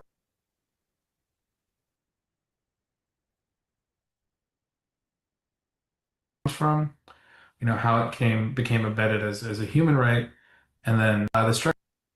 This college is a special place to me. My mom was actually a professor here many years ago, and we visit every time I come back to India. So I'm really glad to have this chance. My presentation is going to be about the evolution of how we think about data privacy, with a focus on the different approaches we see in the EU, the US, and India, which actually had a landmark Supreme Court decision not too long ago. So keep in mind, I'm a lawyer, so this might be relatively dry, but I'll try to get people out of here quickly. The structure is pretty simple, so we'll go roughly in chronological order, starting with where the right to privacy comes from, how it became embedded as a human right, and then how the digital transformation kind of changed what we think of as the right to privacy. And then we'll end with a little bit about where I think things are headed, which is a little alarming, but also I think genuinely important to consider. So let's get started. I want to start with a story from 1890, which is about the origination of the idea of privacy as a right in the United States. So there's a Boston lawyer named Samuel Warren, very rich, very well-connected, successful attorney. And he was very angry because tabloid newspapers at that time had published a story about a party that his wife threw. And this was worsened because recently Kodak had created this personal portable camera. So he was reading the newspaper and he saw photos of himself and his family and a story about his life. And he did what lawyers tend to do when they get upset. He wrote an article. And in this case, he enlisted the help of Louis Brandeis, and they wrote an article called The Right to Privacy. And they published it in the Harvard Law Review in 1890. And this is kind of the founding document of modern privacy law. And it's striking, if you read it today, it's photography, the invention of personal photography sits very clearly at the heart of their argument, right? So the second sentence talks about instantaneous photographs and newspapers invading the sacred precincts of private and domestic life. So privacy law was born quite clearly as a response to a new technology making it too easy to expose people without their consent, which should be pretty familiar to a lot of people. The legal argument they make is also quite sophisticated. So they're not just kind of complaining about it, they're carving out a new legal category, and they call it the right to one's inviolate personality. And two things about their argument really matter for what we're going to discuss today. First is that privacy is what lawyers call a negative right. It's the right to not have something done to you. You can't be exposed unless you consent to it. And second, and this is pretty radical, especially for the time, truth is not a defense. So even if what the newspapers published about Samuel Warren was true, it's still a violation of his privacy. So that's different than how defamation works or slander or libel, where truth is typically an absolute defense. The fact that something is true doesn't mean you're entitled to broadcast it. And I think that's a pretty progressive, principle that's ahead of its time. And it's one we're going to come back to when we get to data, because a lot of what platforms do with data is technically accurate. They're just using it in ways that you'd never agree to if you understood what was happening. So the pattern of the sets is pretty important. Privacy is always a reaction to a specific technology outpacing social norms and legal frameworks struggling to catch up to that. So if you think about it, the camera, the internet, the smartphone, AI today, it's the law lagging behind something new disrupting privacy law, and then the law struggling to regulate that. So, privacy started with the party, then it got a little darker. Nazi Germany's entire apparatus of data collection depended on, entire apparatus of prosecution depended on data collection. So census records, birth records, population registries. They even enlisted IBM's punch card, which you can see on the slide here, to identify, classify, locate, and ultimately round up people that were enemies of the state. So Jewish people, Roma people, and others. So in this case, the absence of privacy actually enabled state murder. And that history is why in the span of just a few years after World War II, the international community moved with unusual urgency and togetherness to embed privacy into a bunch of different foundational documents, right? So the Universal Declaration of Human Rights in 1948, the European Convention of Human Rights in 1950, Germany's own domestic laws all changed to make privacy not just a legal protection, but a constitutional principle grounded in human dignity itself. So the important thing to notice here is privacy is not about profiling or data yet. The threat in these times was the state, and privacy is about preventing intrusion by the state. So the idea that freedom, as we think about it, requires a zone of life that the state cannot enter arbitrarily. And that first version of privacy, a human right that is a shield against visible threats. So the opinion articulates a four-part test on how to evaluate whether an infringement into your privacy is justified. So 1, there must be a law authorizing the intrusion. 2, there must be a legitimate aim for that intrusion. 3, there must be proportionality between the aim and the means. And 4, there must be procedural safeguards against abuse. And this idea skews closer to the EU's protections than the US. So privacy is not an absolute right, but the bar for justifying an intrusion into your privacy should be pretty high. The implementation of this, however, has still needed to catch up. So the Digital Personal Data Protection Act in 2023 is what attempted to operationalize this for private actors. It does contain very broad exemptions, so the state can opt out. The data protection boards that are supposed to serve as governance for these ideas isn't fully operational. And then the Aadhaar program, which is the biometric identification, the world's largest one of those, operates with very limited oversight. And so there's a strong constitutional foundation in India, but there's a gap between these constitutional principles and the implementation so far. So before I wrap up, I want to just talk about the different tensions, again, that these decisions involve. Any analysis that just kind of asks for more regulation or less isn't doing its job. There's real nuance here. The most common objection is that strong privacy protection stifles innovation. And there is something to this. Europe famously has produced almost no major tech platforms since this law came into effect. But honestly, before that too, that has a lot to do with VC culture in the US and defense spending and the commercialization of universities. But it also has something to do with the regulatory costs imposed on companies in Europe compared to other places. There's also the Aadhaar question, which I think deserves particular attention. So Aadhaar brought hundreds of millions of people who were previously undocumented. I think the Supreme Court called them previously invisible to the state. Brought these people into financial systems, welfare, economic participation. But the trade-off was a real cost to people's privacy. And with, 3 things that I think we should keep an eye on in the next few years when it comes to privacy law. The first is what I call inferential privacy. So AI systems can now predict your political views, your health status, your sexual orientation, your creditworthiness from data that you never knowingly shared. It's inferring it from things that are out there, from patterns in your writing, from your purchase history, from your search sequences, etc. In 2013, which was a long time ago, so imagine how much better. A study showed that Facebook likes could predict personality more accurately than most human judges. The entire consent framework assumes that you know what you're giving up when you share data. Inference means that implicit agreement no longer exists. You cannot consent to the disclosure of something that you didn't know you were revealing. The second issue is biometrics, facial recognition in particular. So unlike a password, you cannot change your face. I know people try, but it doesn't work. Robert Williams, who's a black man who was in Detroit, in Michigan, where I'm from, was arrested in 2020 and held in custody and interrogated for a crime he did not commit because a facial recognition system misidentified it. But we're seeing more and more states rely on these systems. So that's not a theoretical risk. That's something that's already happened.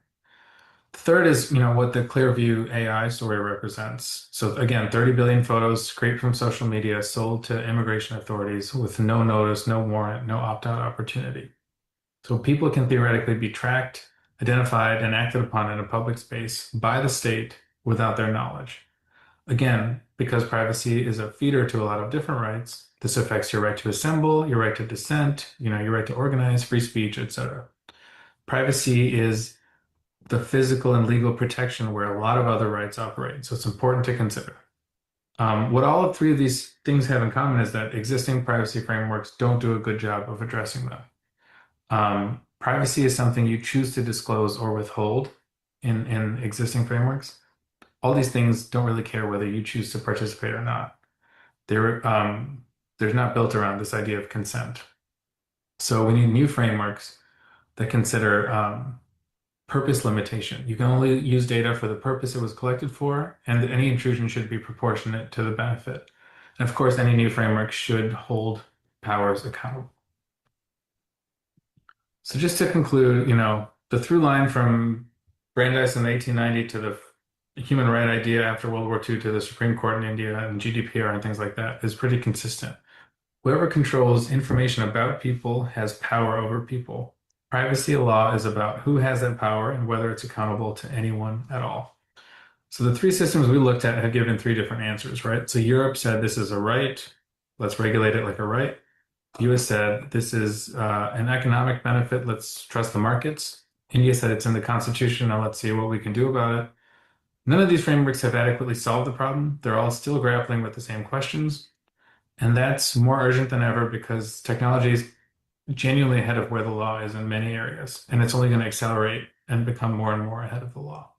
When AI can infer things about you that you haven't disclosed, when your face, can be identified and sold, these frameworks we built are not designed for this. And so urgent change, I think, is needed.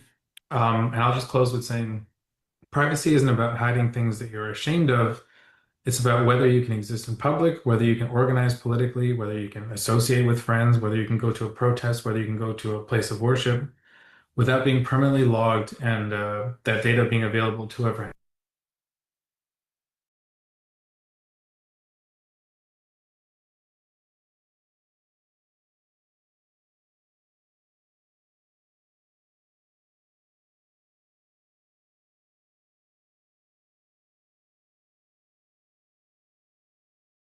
Your perspective to the challenges posed by AI and emerging technologies was both enlightening and highly relevant. You have effectively highlighted the critical need for global frameworks that protect privacy as a fundamental right in today's data-driven world. Your address is truly added significant value to the theme of this conference and enriched our understanding of contemporary legal and technological sessions.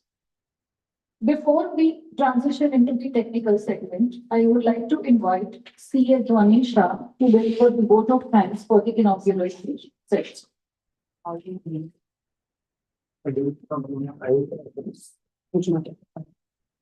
Respected chief guests, distinguished dignitaries, esteemed speakers, faculty members, participants, and dear students. On behalf of Lala Lajpat Rai College of Commerce and Economics, it is my privilege to propose the vote of thanks for the inaugural session of the 12th International Virtual Multi-Disciplinary Research Conference held on 29th April 2026. I extend our heartfelt gratitude to our honorable chief guest, Professor V.N. Rajshekhar Pillai, for his enlightening and inspiring address. His invaluable insights have truly set a meaningful tone for the conference. Our special thanks goes to our guest of honor, Sri Nikunj Zaveri, for sharing his technical expertise and practical perspectives enriching this inaugural session. I would also like to sincerely thank our keynote speaker, Mr. Aditya Vedapuri, for his engaging and thought-provoking address, which has been added great value to the theme of this conference. We are deeply grateful to our respected principal, Professor Dr. Milton Kaur Hussain, for a visionary leadership and inspiring inaugural address. And to our academic dean, Dr. Neelam Arora, for a warm welcome and knowledgeable address. I would also like to thank Dr. Mona Thakkar Pandya for her insightful briefings and Dr. Arun Pujari, the conference convener, for clearly outlining the objectives of the conference. Our appreciation also extends to Dr. Sangeeta Makkar for introducing the esteemed speakers.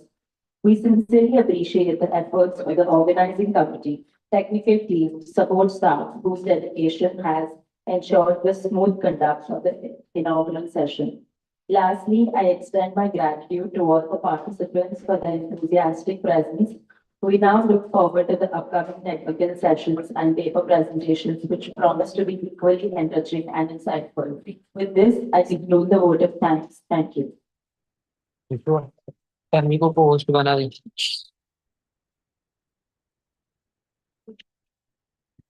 Thank you, Gandhi ma'am. With that, we now move into the technical sessions, which form the academic core of this conference. These sessions will showcase research across diverse domains, reflecting the interdisciplinary spirit of this conference.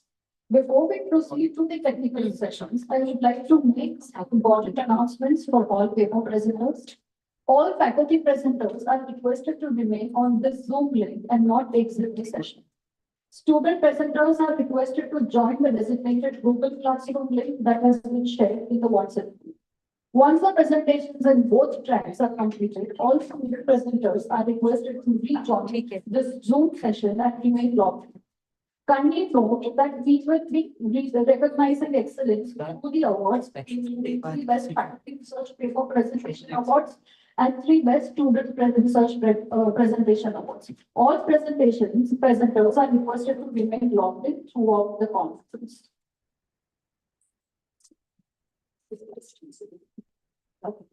Our first technical session will be moderated by Dr. Neelam Saxena. I request the moderator to introduce the technical chairperson, Dr. Richa Chaudhary, and proceed with the paper presentation.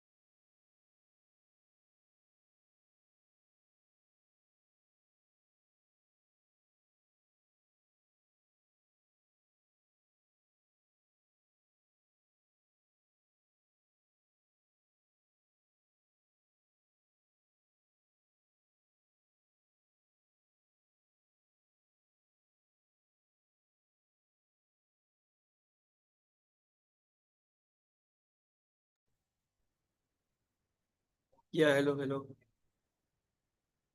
Where's everyone? Okay, sir का laptop से तो कैसे हाँ चालू है एक बार check कर लेते हैं please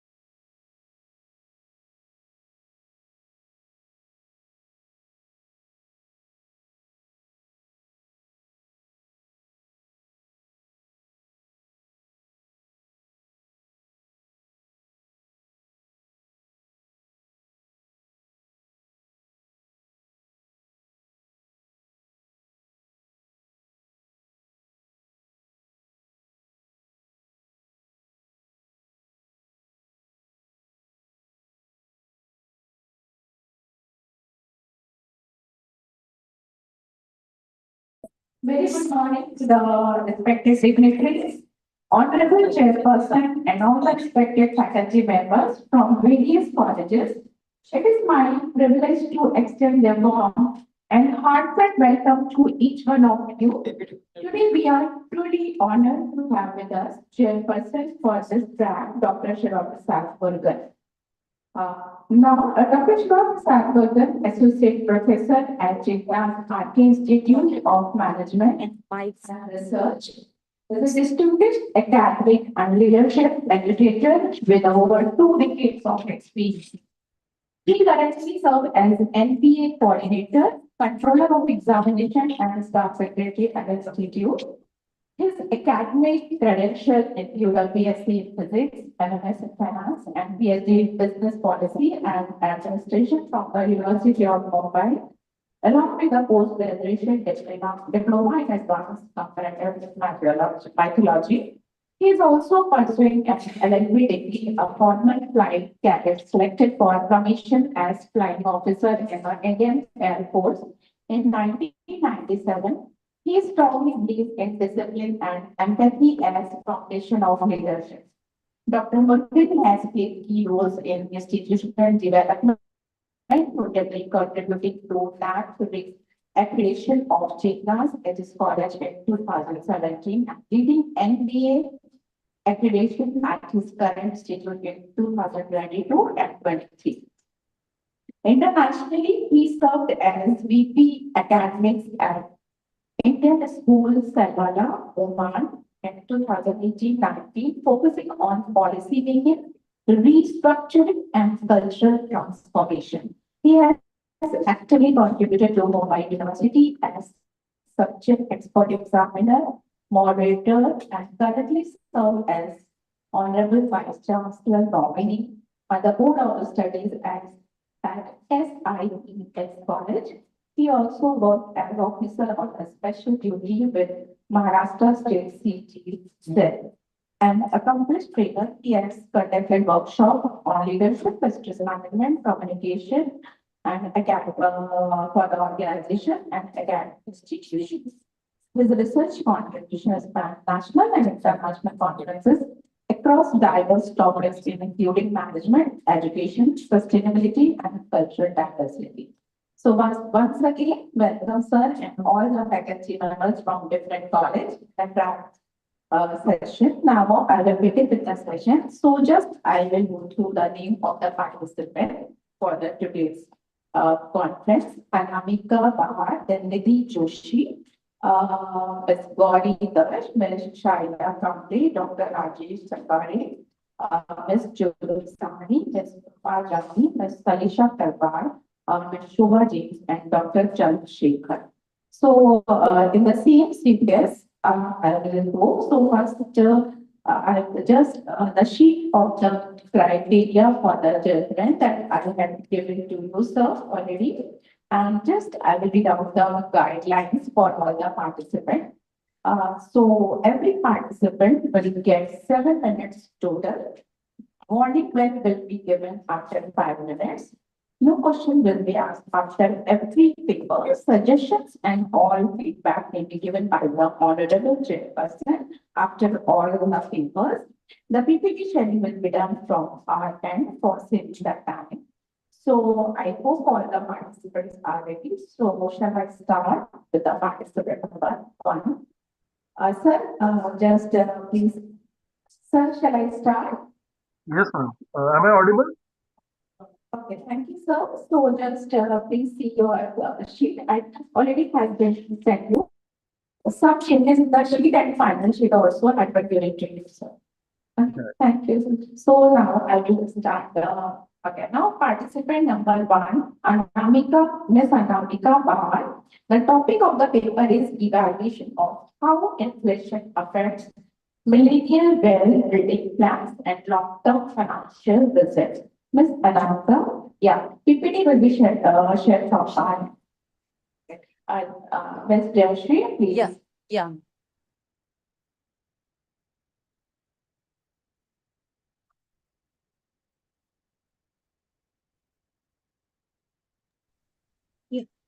Good morning, respected dignitaries, esteemed faculty members, fellow researchers, and dear participants. It is my privilege to present my research paper titled Evaluation of How Inflation Affects Millennial Wealth Building Plans and Long-Term Financial Results. I am Anamika Bhar, Assistant Professor, Lala Lajpat Rai College of Commerce and Economics. Can we see the presenter also switch on camera? Sorry, sir. Can you switch on camera? We would like to see you do the presentation. Yes, sir.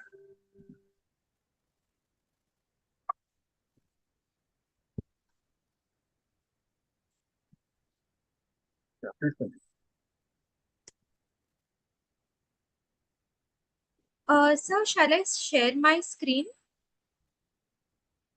Well, that's up to you. I think the organizers decide that. Okay, next slide. Starting with the introduction, inflation is one of the most significant economic factors affecting personal financial planning and long-term wealth creation. So millennials who are currently in their most financial active years face increasing financial pressure due to rising living cost, expensive housing, and relatively stagnant income growth. So as a result, many millennials are shifting their financial preferences towards inflation resistant assets such as gold, real estate, stock market investments, etc. At the same time, financial literacy plays an important role in determining how effectively individuals adapt their wealth building strategies during inflation periods. Next slide.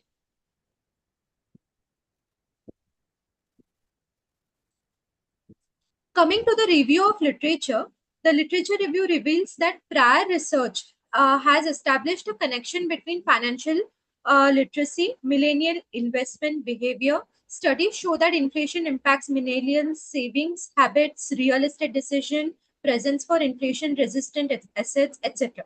The existing body of research helped in identifying the research gap and framing the present study. Next slide.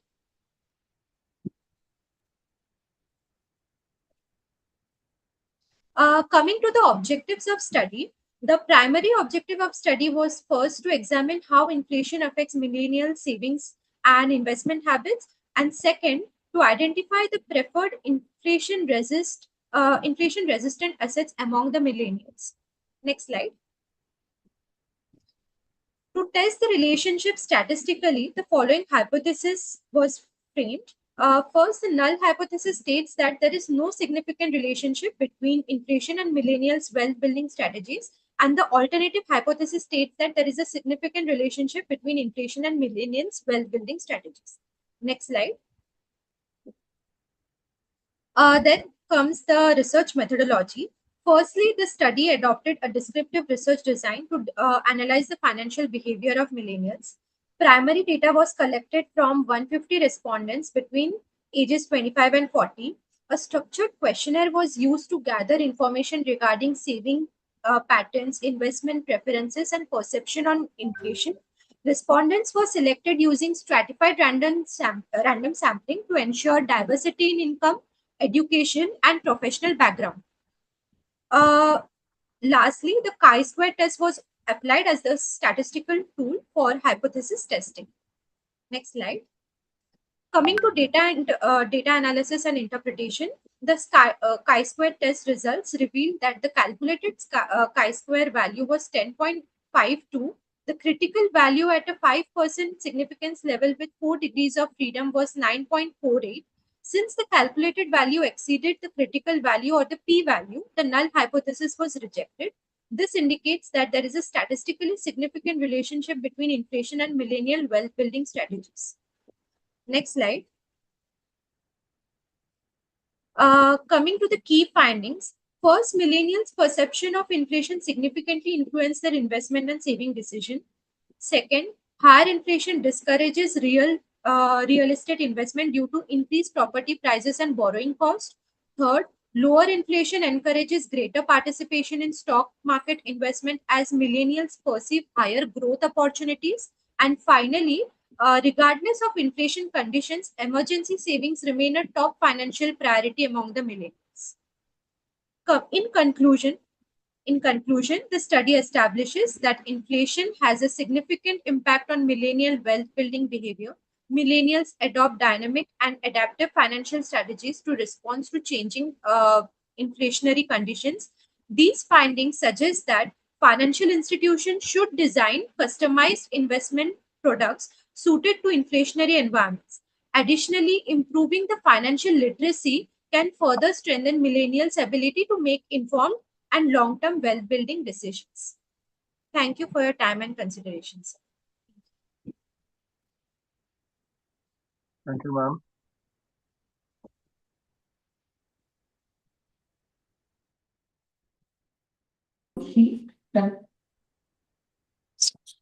Nidhi Joshi, the topic for the paper is ethical leadership in AI-based corporate governance system. The role of emotional intelligence in enhancing the employee performance. Nidhi, yes.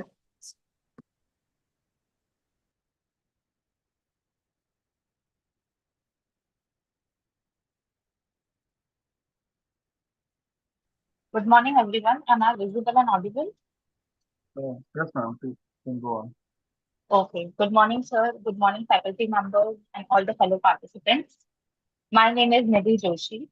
I'm Assistant Professor of Lala Lajpat Rai College of Commerce and Economics. My today's topic is ethical leadership in AI-based corporate governance systems, the role of emotional intelligence in enhancing employee performance. Are you guys able to see the PPT? Yes. Okay. So starting with the introduction, as we all know, AI is very much important in our daily lives. It has heavily relied on our decision making, on detection, monitoring, performance, predictive analysis. So AI in governance decisions and how to lessen human bias in organization. And depending on AI-based technologies, my today's topic will be more focused on.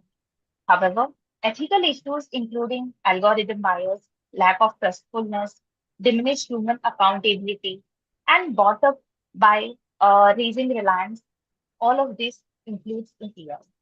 EI, emotional intelligence, is crucial skill for performing workers' AI integrated environments. As we all know, we have a lot of stress, lot of plausibility, lack of clarity. So that today's study or discussion will more focus on the correlation among ethical leadership, emotional intelligence, and employee performance, that is workers' output in AI-based government systems, is studied in this study. Review of literature says that Previous researchers have already done some of the bit work, which is combining all in this type. Researcher Brown says that behavior that is normally demonstrated through individual actions and social relationships. We are human, so we want social relationship. No one can survive in an isolation. Ethical leadership is essential for ensuring AI technologies utilize whatever responsibilities we have, advancing justice, and sphere of AI-based governance. Researcher Goleman says that EI covers empathy, self-awareness, social skills, which is negotiating organizational change and creating trust and technological transformation. Leaders processing high psychological intelligence are more successful. Another researcher, Mayer, states that perceived fairness in organizational structure, job happiness, leadership trust, all of this have an impact on employee performance, how an employee performs. EI, emotional intelligence, and ethical leadership, if collaborated with both, decreases AI adoption. Floridi, another researcher, states that whereas AI simplifies decision making, manages compliance, monitors the risk, difficulties, and algorithmic opacity, accountability gap still persists. So till now, we have seen all of the researchers who have done all the contribution. And what this study will now do is the research gap stated here. This states that limited research on the combination influence of EI, emotional intelligence, and ethical relationship on employee performance in AI-driven governance systems. Although both of those areas are covered individually in the literature, by presenting all the real AI-enabled businesses, this study encloses this gap. We have hypothesis, four hypotheses. First hypothesis is ethical leadership positively affects employee performance in AI-based governance, corporate governance systems. Hypothesis two, ethical leadership positively influences emotional intelligence. Hypothesis three, emotional intelligence positively affects employee performance. Hypothesis four, emotional intelligence mediates the relationship between ethical leadership and employee performance. Research methodology used here is a quantitative descriptive research design was about. Sample and data collection. Data was collected from 250 employees working in AI integrated firms in Mumbai, India, including IT, finance, consulting sectors. Stratified random sampling was used. Measurement tools, a structured questionnaire using 5-point Likert scale. First indicates very strong disagree to 5 indicates very strong agree. Data analysis techniques are descriptive, Pearson, mediation analysis, regression. SPSS software was used for statistical evaluation. Data analysis and interpretation. This results found that reveal that opinion of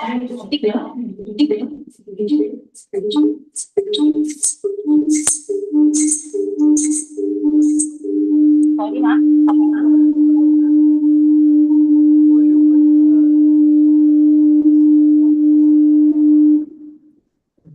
Yeah, once again. 5 minutes. 5 minutes over. Please continue, Esther. Hello, ma'am. Am I audible? Should I continue?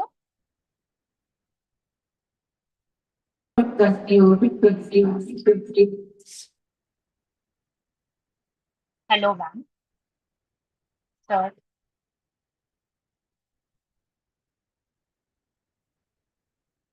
Am I audible? Am I visible? Yeah, please continue. Yeah, yes. Data Yes, analysis. ma'am. Yes. Okay, okay. Thank you. Data analysis and interpretation. The results found that the opinion of ethical leadership, emotional intelligence, and employee performance using respondents.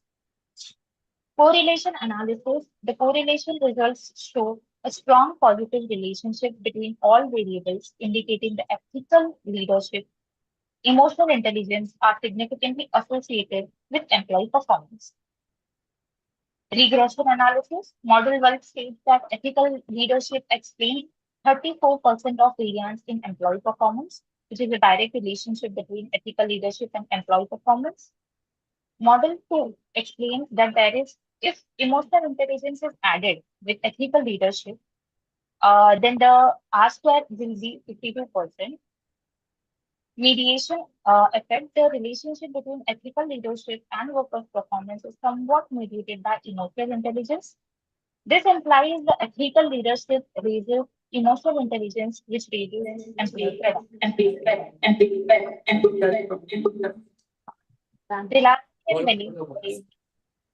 To ensure the I think next 7 minutes over, so just conclude as well, okay? Okay. So the results, all of the hypothesis 1, hypothesis 2, and 3 and 4, all of which are supported, which says that all of these hypotheses are positively related with each other. According to the regression analysis, 34% of the performance variations can be explained by ethical leadership, and 52% is rising if we use emotional intelligence integrate. Conclusion. This study shows that AI-based corporate governance system employees' performance is significantly influenced by ethical leadership and emotional intelligence. For a company to succeed in the long run, human values and artificial intelligence must be balanced altogether. These are the references. Thank you so much for your time and consideration, sir, ma'am, and everyone present.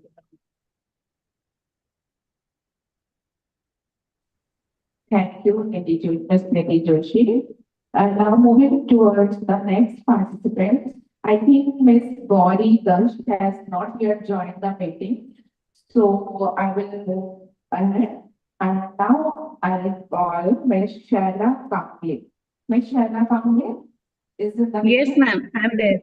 Okay, Yes. okay. So, Vishnu, please share this PPT of Ms. Shaila Kamble. The topic for the paper presentation is comparative study of unplanned and spontaneous shopping habit development among youth of Pioneer district with commerce versus traditional shopping. Okay, so over to you, Ms. Shaila Kamble. Sir, actually the changes, participant number 3, Gauri Dash not in the meeting. So now the 4th participant, Ms. Shaila. Thank you. Fine. Yeah, over to you. Thank you, ma'am.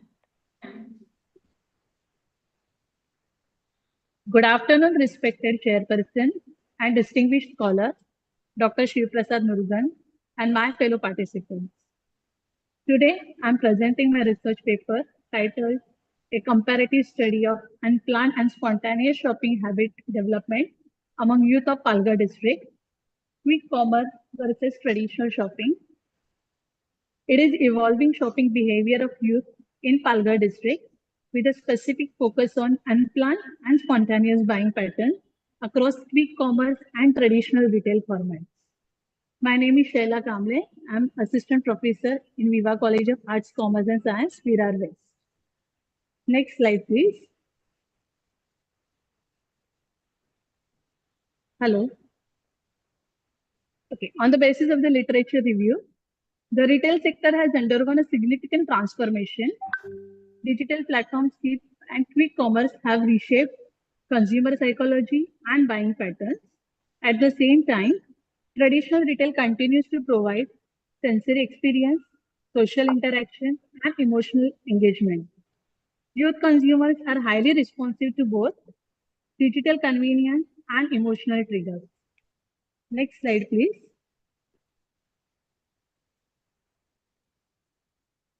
Okay.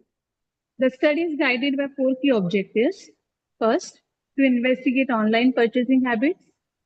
Second, to examine consumer perception towards social commerce, quick commerce, and e-commerce. Third, to identify factors influencing adoption of digital platforms. And finally, to assess how digital commerce impacts purchasing behavior. Next slide, please. Most existing research focuses on metropolitan cities. However, semi-urban regions like Palghar remains underexplored. So this study fills that gap by providing localized insights while connecting them to global consumer behavior concepts. Next slide, please. This study follows a descriptive and comparative research design. A sample of 71 respondents was selected using convenience sampling. Primary data was collected through questionnaires and the secondary data from journals and reports. For analysis, descriptive statistics were used, and the chi-square test was applied to the test relationship between variables, which reveal a statistically significant association between the mode of shopping and impulse buying behavior. Next slide, please. Now focusing on quick commerce, unplanned buying shows a relative low mean, indicating limited spontaneous purchases. Factors like discounts, fast delivery, and easy payment options have only a moderate influence on consumer behavior. This suggests that convenience alone does not strongly drive impulse buying. In contrast, traditional shopping shows a stronger result. Extra buying tendency, product visibility, and especially mood have a higher influence on spontaneous purchases. Mood, in particular, emerges as the most powerful factor. Next slide, please. Now coming to the hypothesis testing. The null hypothesis stated that there is no significant association between shopping mode, that is quick commerce, and traditional shopping and impulse buying.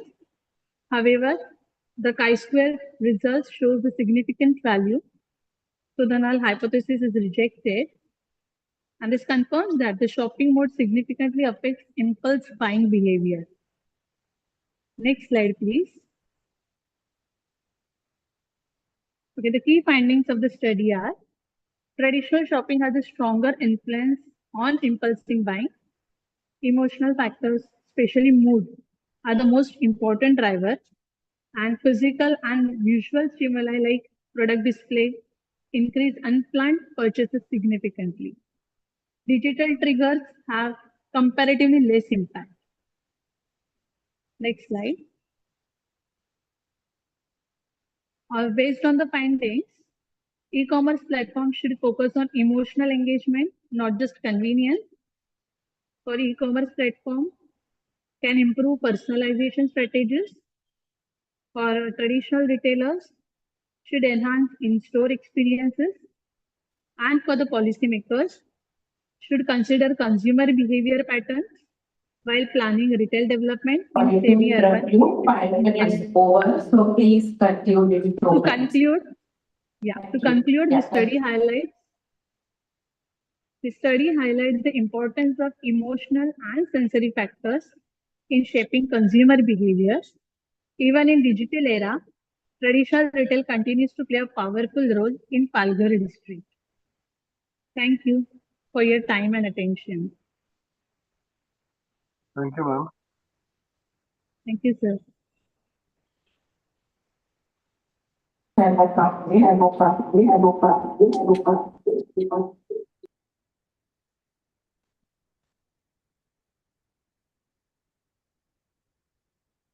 Moving ahead, Dr. Rajesh Sakhare. Dr. Rajesh, are you permitting? Dr. Rajesh Sakhare, are you permitting?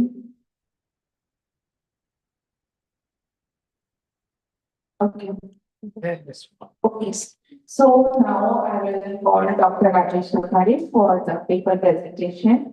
The topic is environmental law, climate policy, and sustainability justice, bridging legal framework for a resilient future. Now over to you, Dr. Rajesh Sakhare. Vishwa, please share the link. Thank you.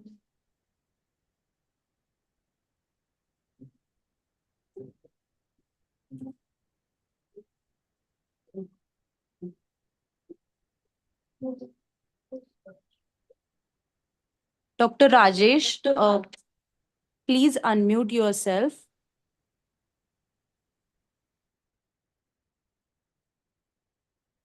Yes, ma'am. Hello. Yeah, I have already unmuted, ma'am. Am I audible? Hello. Yes, sir, we can hear. Yes. Yeah. Already slides are.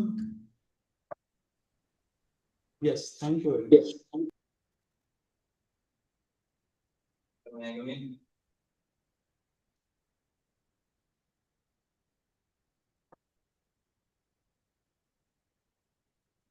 We can start.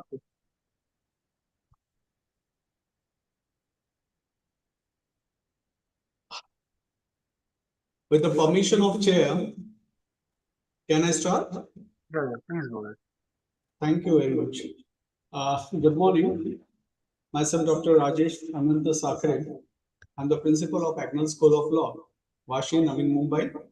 And my topic for today is environmental law, climate policy, and sustainability justice, bridging a legal frameworks for a resilience future. Next slide. Thank you. Environmental law, climate policy, and sustainability justice are increasingly interconnected domains shaping the global response to ecological degradation and climate change. This paper examines evolving legal frameworks governing environmental protection and climate actions, focusing on sustainability and justice principles. It highlights a transition from regulatory approaches to rights-based frameworks, incorporating intergenerational equity and climate justice. The study analyzes the global Indian climate policies, identifying implementation gaps and inequalities between the nations. It further evaluates the sustainability justice as a mechanism to address environmental inequalities affecting vulnerable communities. Through doctrinal and case law analysis, the paper advocates a stronger enforcement, inclusive policy making, and judicial interventions. The paper concludes that aligning the environmental law with the sustainability justice is essential for ecological balance and social equity. Next. Next slide, please.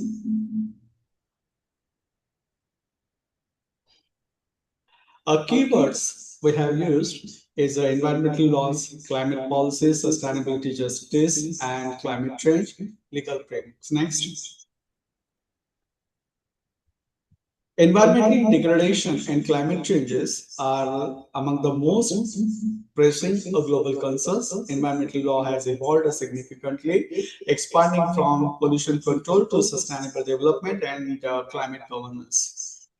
Climate policy provides structured approaches to mitigate and adapt to climate change. The judiciary has recognized environmental protection as a part of the right to life under Article 21 of the Constitution.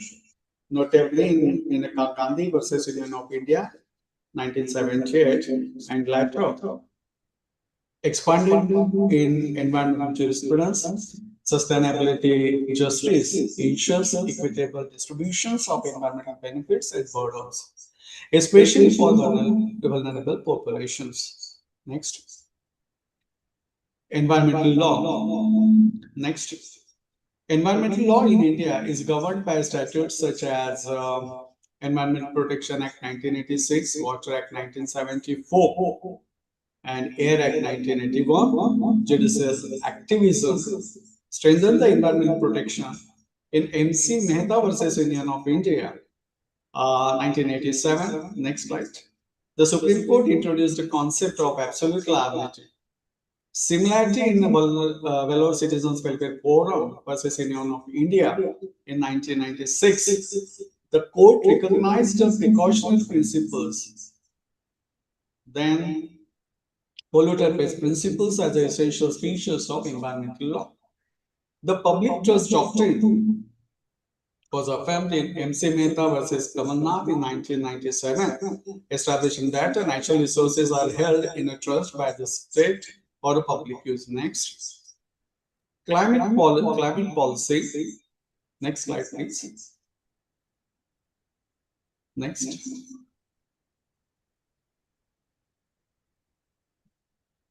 Climate policy, a frameworks and challenges. Globally, the Paris Agreement 2015 and mandates the nations to limit the global temperature rise. India's climate strategy is guided by the National Action Plan on Climate Change. It is nothing but a NAP. Judicial recognitions of climate concerns can be seen in Subhash Kumar versus State of Bihar in 1991, where the court emphasized the right to pollution-free water and air. Sorry to interrupt, sir. 5 minutes over, so please conclude in 2 minutes. Yes, please. Thank you. Sustainability justices concept and importance. In conclusion, environmental law, climate policy, and sustainability justice must be integrated to achieve a long-term ecological balance. Judicial interventions have strengthened environmental governance, but systemic reforms are necessary. A justice-oriented approach ensures equitable development and environmental protection for present and future generations. Thank you very much. Thank you, sir.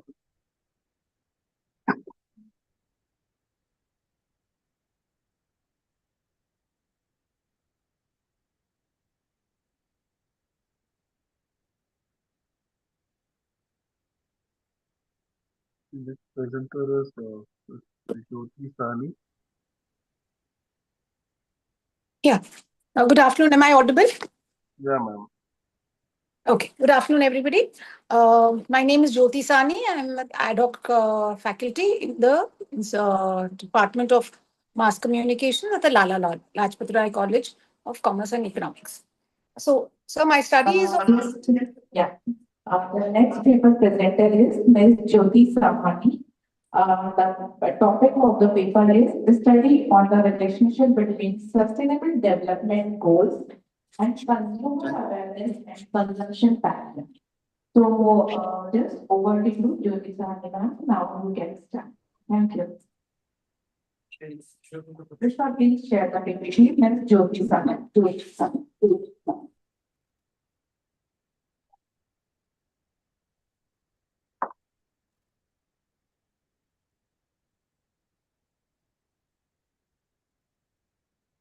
Ma'am, can I start? Yes, ma'am, please start. Okay. So my study is on the relationship between... Can start. Ma'am, can I start?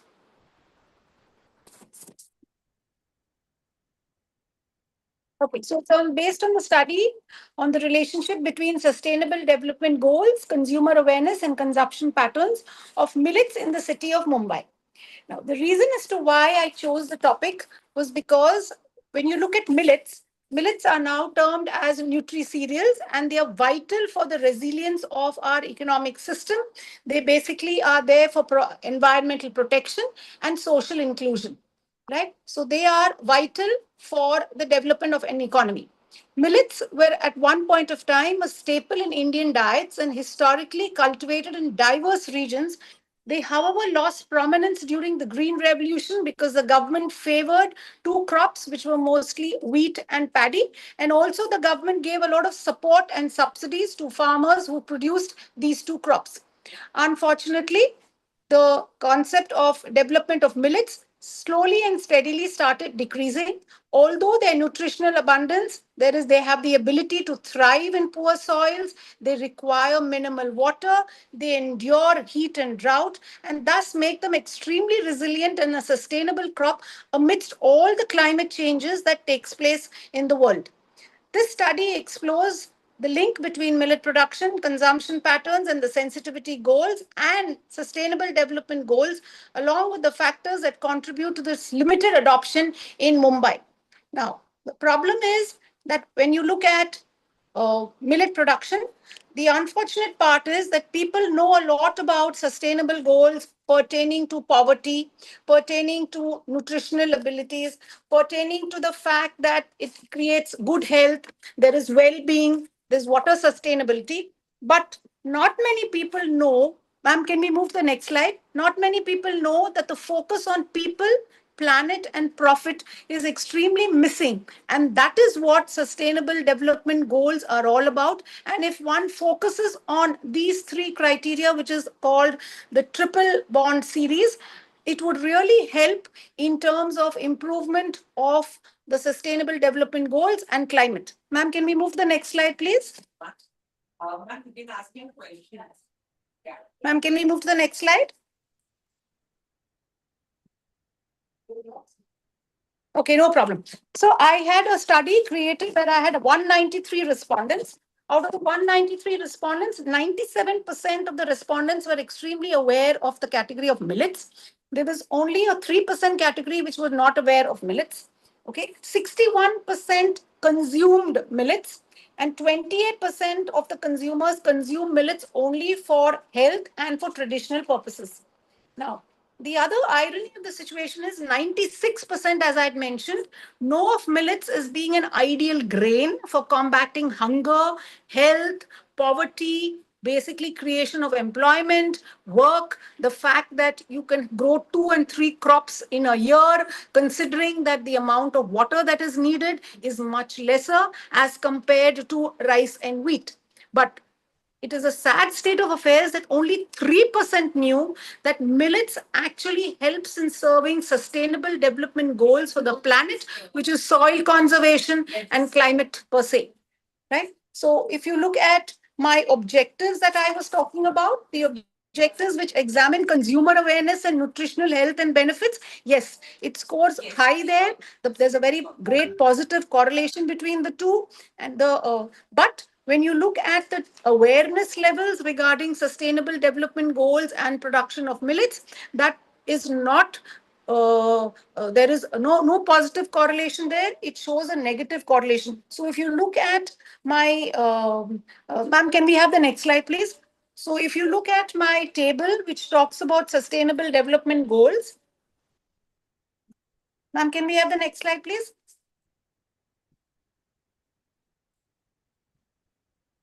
Ma'am, can we have the next slide? So if we look at sustainable, okay, I will tell you, sir. If we look at sustainable development goals, the unfortunate part is that the awareness towards soil conservation is very poor. The awareness towards sensitivities is very poor.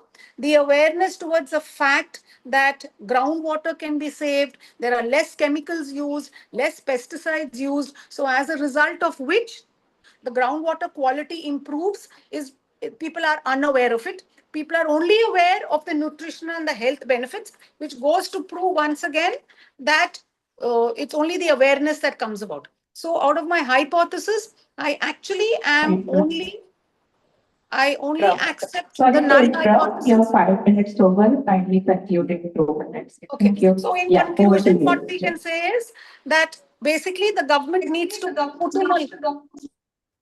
put in a lot more effort in making sure that millets, the knowledge of millets really reaches the common man. Okay. We also need to have a combination of efforts from all sides, where you need to have dietitians, you need to have medical practitioners, you need to have the culinary people out there to basically make sure that this inferior good now becomes a superior good, and which will take care of sustainable development growth in India. Thank you.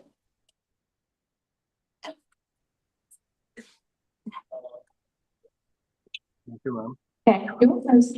Jyoti Sawhney. Now over to the next participant, Ms. Krupa Jani. Ms. Krupa Jani, are you in the meeting?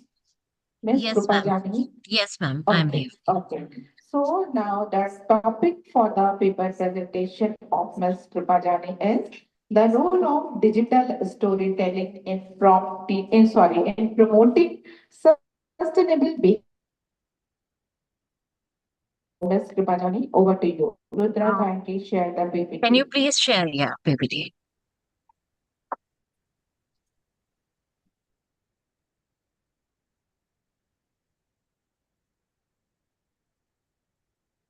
I'm just waiting for PPT to be shared.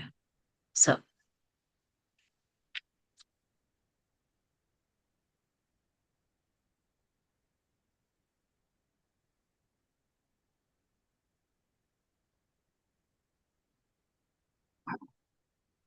Sir, you are able to see the PPT? We'll start now. Yes. Can I start now? Yes, you can start. Yeah, please start. Over to you. Thank you. Okay. Thank you so much. Uh, if people already know climate change is a very critical situation and it's a crisis, why don't they act? Good afternoon, everyone present here. So my particular topic is dealing with this particular question. And my topic is the role of digital storytelling in promoting sustainable behavior, a case study of a short animated film, Hope. Today in today's digital era, can you change the slide, please?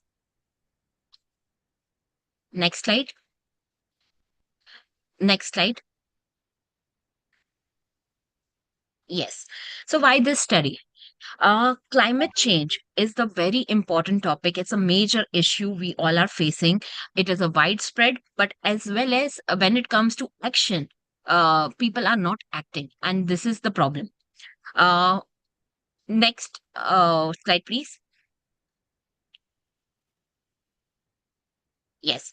So again, my two major topic, two keywords were climate change and storytelling. So storytelling, when it comes to storytelling, now there is a major shift from in a communication from text to digital, and most of the people are looking forward to the new digital video content and specifically animation content, and YouTube is a popular medium. So my study involves the what I can say, this three keywords in a major way. Next slide, please. The aim of my study is to understand how storytelling influences the three aspects. One is emotions, second is awareness, and third is behavior intentions. The simple term, in simple term, I want to just study how people feel, how people understand the content, and how people are after watching a content, they are motivated to act on it. Next slide, please. Uh, Next slide, please. I have already covered it. Okay, when it comes to research questions, my study is focusing on the impact of storytelling and how it helps to create awareness and how it is changing a behavior. Again, I'm not studying the behavior because it's a long-term study pattern. I'm focusing on the behavior intention. So if there is a change or a change in the intention, that is the major part I'm studying. Next, please. Methodology. I have adopted a case study and survey method. Sir, case study of the short animated film Hope and surveys to support my study. Survey is an audience-centric survey. 40 people participate in this particular survey. And out of this was the convenience sampling because people want have to watch that 8-minute video and then they have to respond. So that's why the number of people is less because I can't, of the time constraint, I was not able to reach more people. Next slide, please. Findings. So now the major findings which my study has observed. As Green and Brook, they mentioned in their study of 2000, storytelling works because it emotionally transport audiences, which directly supports my finding on emotional engagement leading behavior. The very first finding is that film created a strong emotional engagement. Participant reported feeling of concern, empathy, and hope. These emotions are important as they help individual to connect with the environmental issue. Number one. Number two, Nisbet in 2009, his study of a climate change communication highlights the gap between the awareness and action, which my study attempts to bridge using the digital storytelling. So here in a second finding which I have come across, most respondents clearly understand the message of the film and showing that storytelling simplifies the complex topics like climate change and makes them more relatable. Number three, role of narrative in science communication. Dahlstrom in 2014, he came up with the explanation that narratives are more persuasive than facts, and which is reflected in my findings, where storytelling improve both understanding and actions. So in my study we have come across the positive influence in a behavior change intention. Specifically, participant expressed the willingness to adopt eco-friendly. 5 minutes over, and we concluded program. Yes, ma'am. It's a conclusion part only. Uh, uh, uh, Positive influence in the behavior change intention. Participant express willingness to adopt eco-friendly habits, take small sustainable actions, and spread awareness. This shows how storytelling can successfully move people from awareness to action. Uh, Again, in my finding, null hypothesis was rejected, and the alternative hypothesis was confirmed. That is, digital storytelling has significant positive impact on promoting digital storytelling, sustainable behavior. In conclusion, I just want to say this study demonstrates that storytelling is not just a method of communication, it is a tool for transformation. It connects emotionally, simplifies understanding, and motivates actions. And I would like to end with this the thought that fact informs, but stories transforms, and we want change, not just information. We need stories that move people to act. Thank you. Thank you so much. Thank you, ma'am.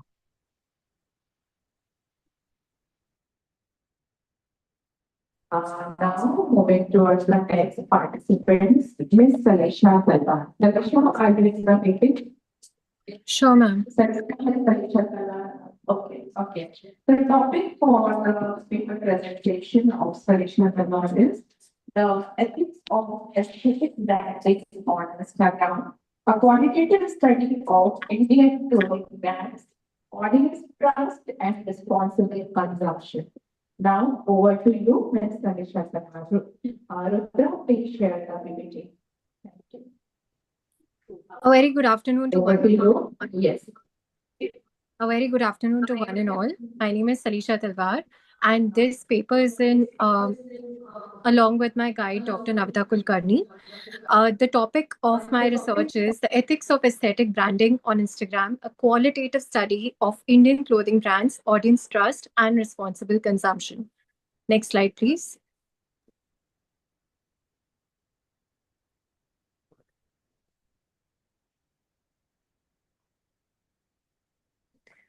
So talking about the introduction, as an overall thing, we know Instagram is a major platform for fashion communication. It's a digital platform that almost every brand is using these days. And it's no longer just displaying products, it's actually about symbolifying words, aspiration, identity, elegance, and it goes beyond aesthetic and storytelling. It's about visuals, it's about presentation, it's about heritage, it's about roots, it's about showcasing behind the scenes of about a particular brand, along with that becoming a lifestyle appeal for all of us. Now, the core ethical tension literally lies around building trust and engagement around aesthetics. It's not just one image that we look at, but it's also building that authenticity between us as brands as well as the audience as people who are engaging with our content. And is all of that literally a manipulation practice, or is that actual authenticity being propagated onto the audience? Is literally our core ethical tension. Now, this literally links to our sustainability development goal number 12 that talks about responsible consumption and production, that showcases how we as a brand produce certain things and project it, and consumers as audience literally consume the same thing as perceiving it. Next slide, please. The literature review literally targets three main aspects. The first thing is aesthetics and engagement. That literally talks about how aesthetic quality directly influences the consumer engagement, the emotional attachment, how people feel towards a particular product. Do they actually feel emotionally engaged when they look at something? The brand loyalty that we develop over time, is that through engagement and aesthetic that we look at a particular brand? The second leg of literature review talks about fashion branding on Instagram. Is that only dependent on the products that we are trying to portray? Or is it also about the communication style, the visual strategy, the way that the brand is trying to communicate themselves online, the symbolic presentation that a brand has? And also that what they're trying to do online, is that in competition with the other brands online? Or is that what they're trying to project for themselves out to the audience? And the third thing that we have is constructed authenticity. That authenticity is not just through the images that they are trying to portray, but it's built over time through aesthetic, through images, through visuals, and that is something that we'll understand further through the case studies that we look at. Next slide, please. The research gap literally lies in something that is yet unexplored. The very first thing is the ethical dimension of aesthetic branding practices, whether they are actually critically examined or they just bought by looking at a certain product. The second thing that we have is Indian clothing brands specifically for their visual strategies. What are the kind of cultural symbols that they use? What are the kind of strategies that they portray? What are the kind of things that they look at in terms of visual cues? The third thing is how this entire authenticity is actually curated and the cultural symbolism that is shaping that entire trust for us as an audience. Is that actually something that we consider in case of considering a brand trustworthy? And the fourth thing is how aesthetic branding is actually influencing responsible consumption. Do we just look at AI images and buy a product, or do we actually look at the pattern of a particular brand projecting themselves online? Next slide, please. The objectives of the study are right here: to examine how clothing brands use Instagram aesthetic to construct brand identity and desirability, to analyze how aesthetic branding shapes audience trust and perception of authenticity, and to explore the ethical implications of aesthetic branding in relation to responsible consumption. Next slide, please.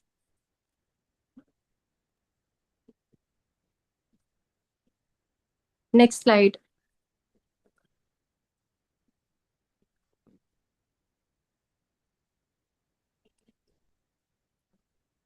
Ma'am, next slide, please.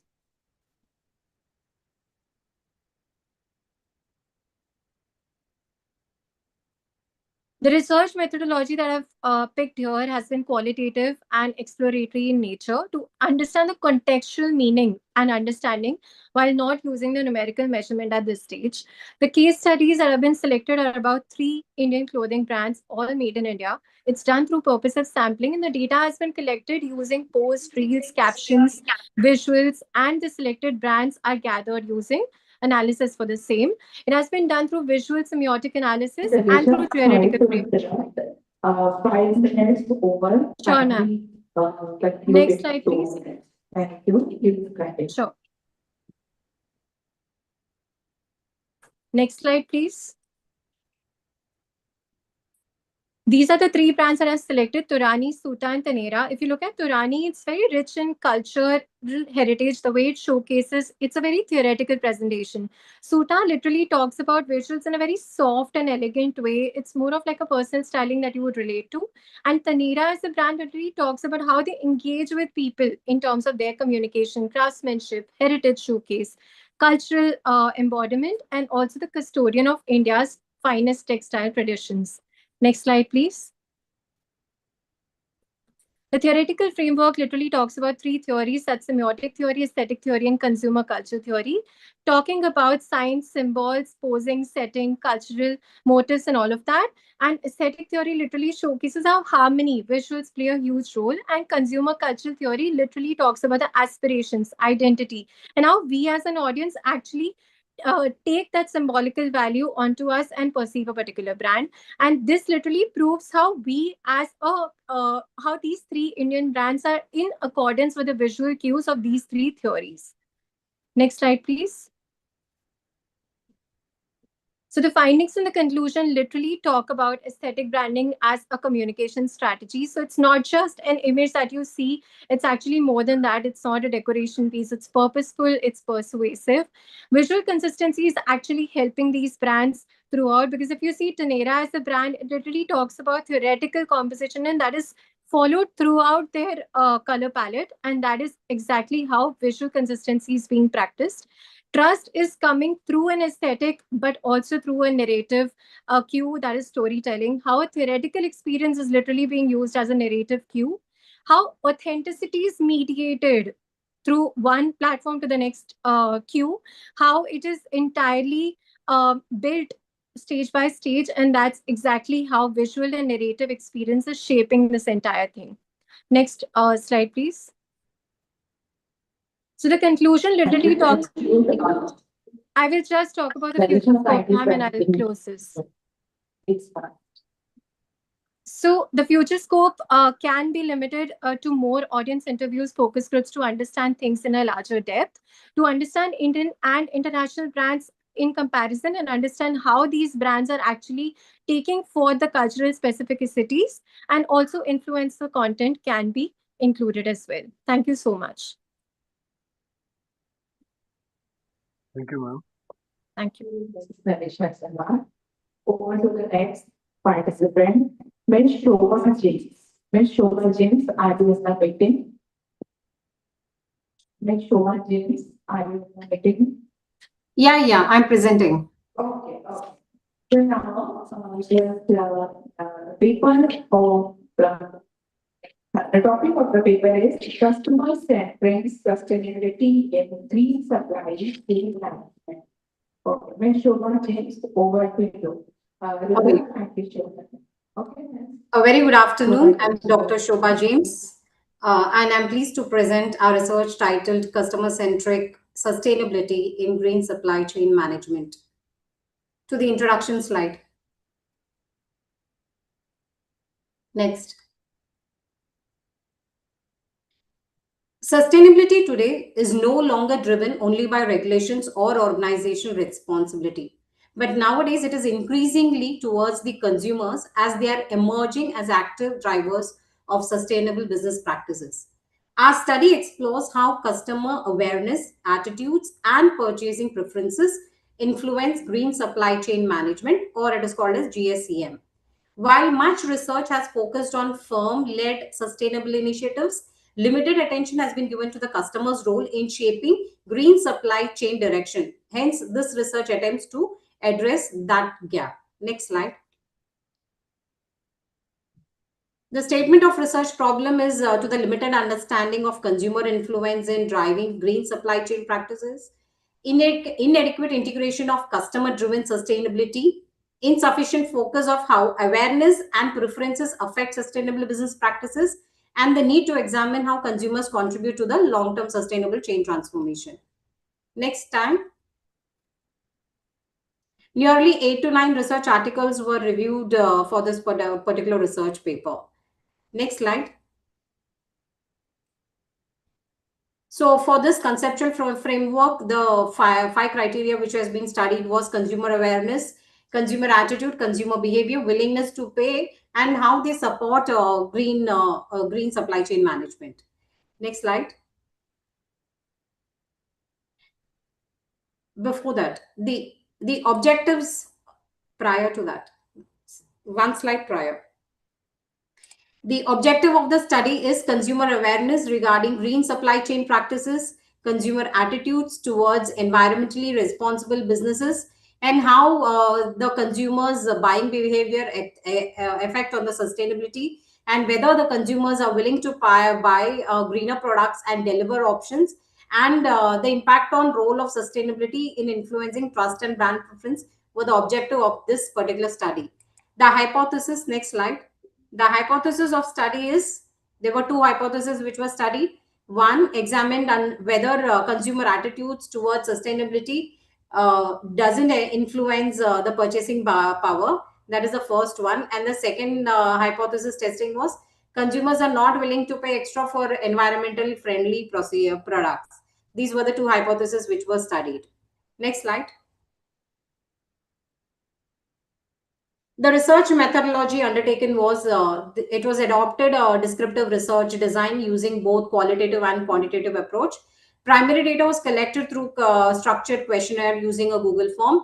Convenience sampling was used for the research study. The sample consisted of 111 respondents. The data analysis included percentage analysis, descriptive statistic graphical presentation, and chi-square testing method, which were done manually rather than an SPSS. Next.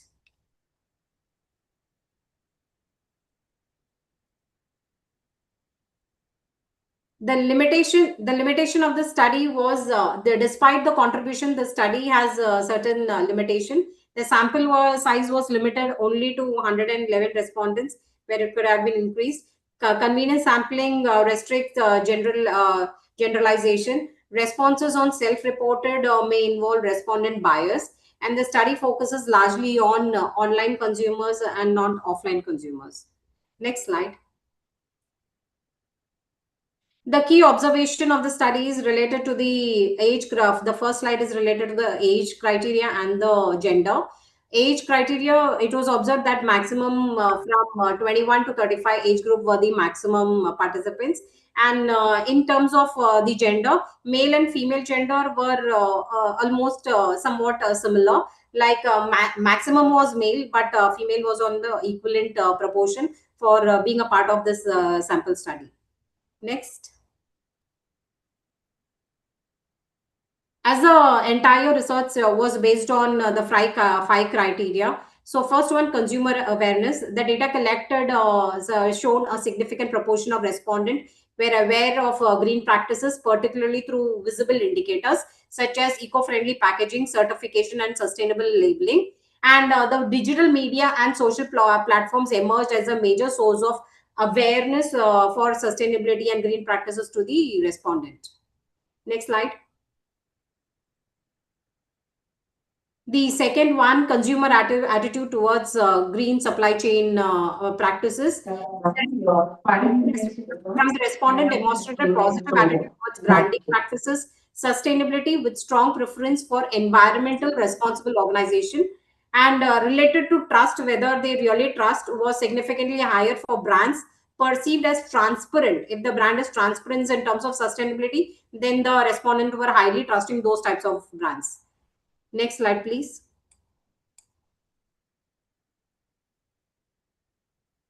Next slide.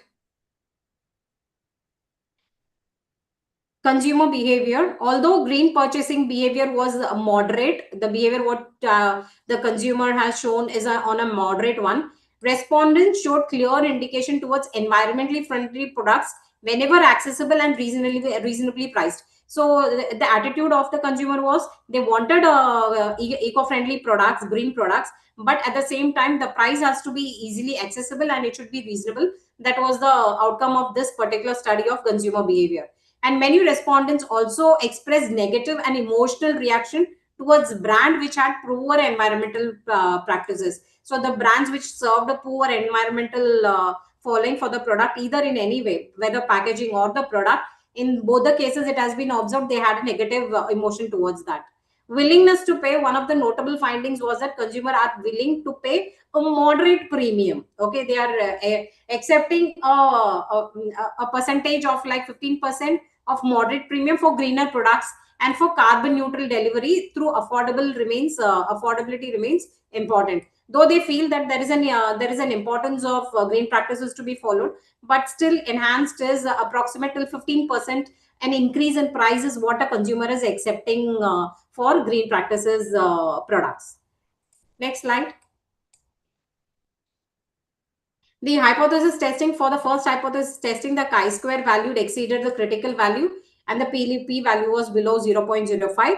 Therefore, the null hypothesis was rejected and we conclude that consumer awareness and attitude significantly influence their purchasing behavior.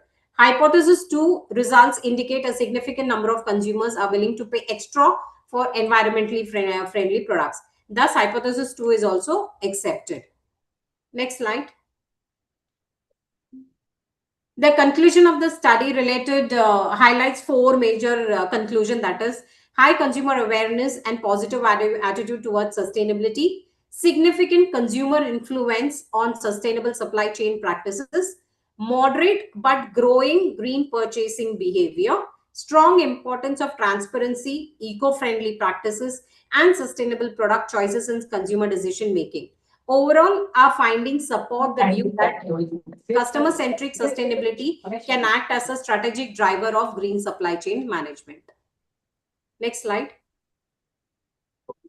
These are the few recommendations which has been given to the company. Next slide. Thank you. Thank you, ma'am. Dr. Chandrasekhar Chakradev. Sir, are you in the meeting? Dr. Chandrasekhar Chakradev. Sir, are you in the meeting? Dr. Chandrasekhar Chakradev. Okay. Please check. Dr. Chandrasekhar Chakradev. There's a message from him. I think Dr. Chandrasekhar Chakradev has not yet joined the meeting. So we will move on to the next participant. Mr. Sheldon Fernandez. Mr. Sheldon Fernandez, are you in the meeting? So there seems to be a Mr. message. Sheldon Fernandez. Chandrasekhar. Okay. So the topic for your paper presentation is sustainable gastronomy practice, butter candles as an innovative approach in eco-conscious dining experience. Mr. Sheldon. He also needs to be unmuted. I think there is some problem. Mr. Sheldon, I think your PPT is not there. So kindly. Okay, okay, Sheldon. Just Mr. Sheldon. Now I think your PPT is still we are including. So we will move towards the next participant. Miss Sunny Jambo. Are you in the meeting, Miss Sunny? Yes. Okay. Miss Sunny Jambo. Miss Sunny Jambo. So they're in the meeting now. Unmuted. Unable to unmute. Miss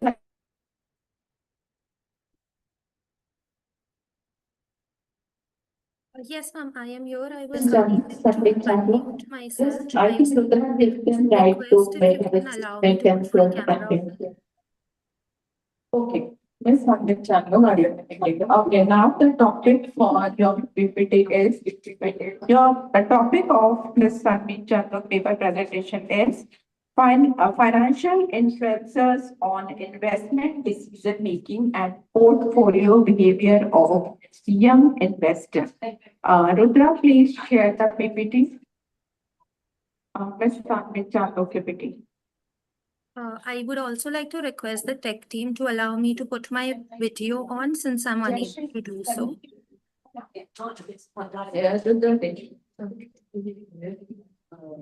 Ma'am, can you repeat once more? I would like to put my video on. I am unable to do so. It's been disabled by the host. Was there with Mr. Chandrasekhar, Mr. Sheldon also. I think both of them had message.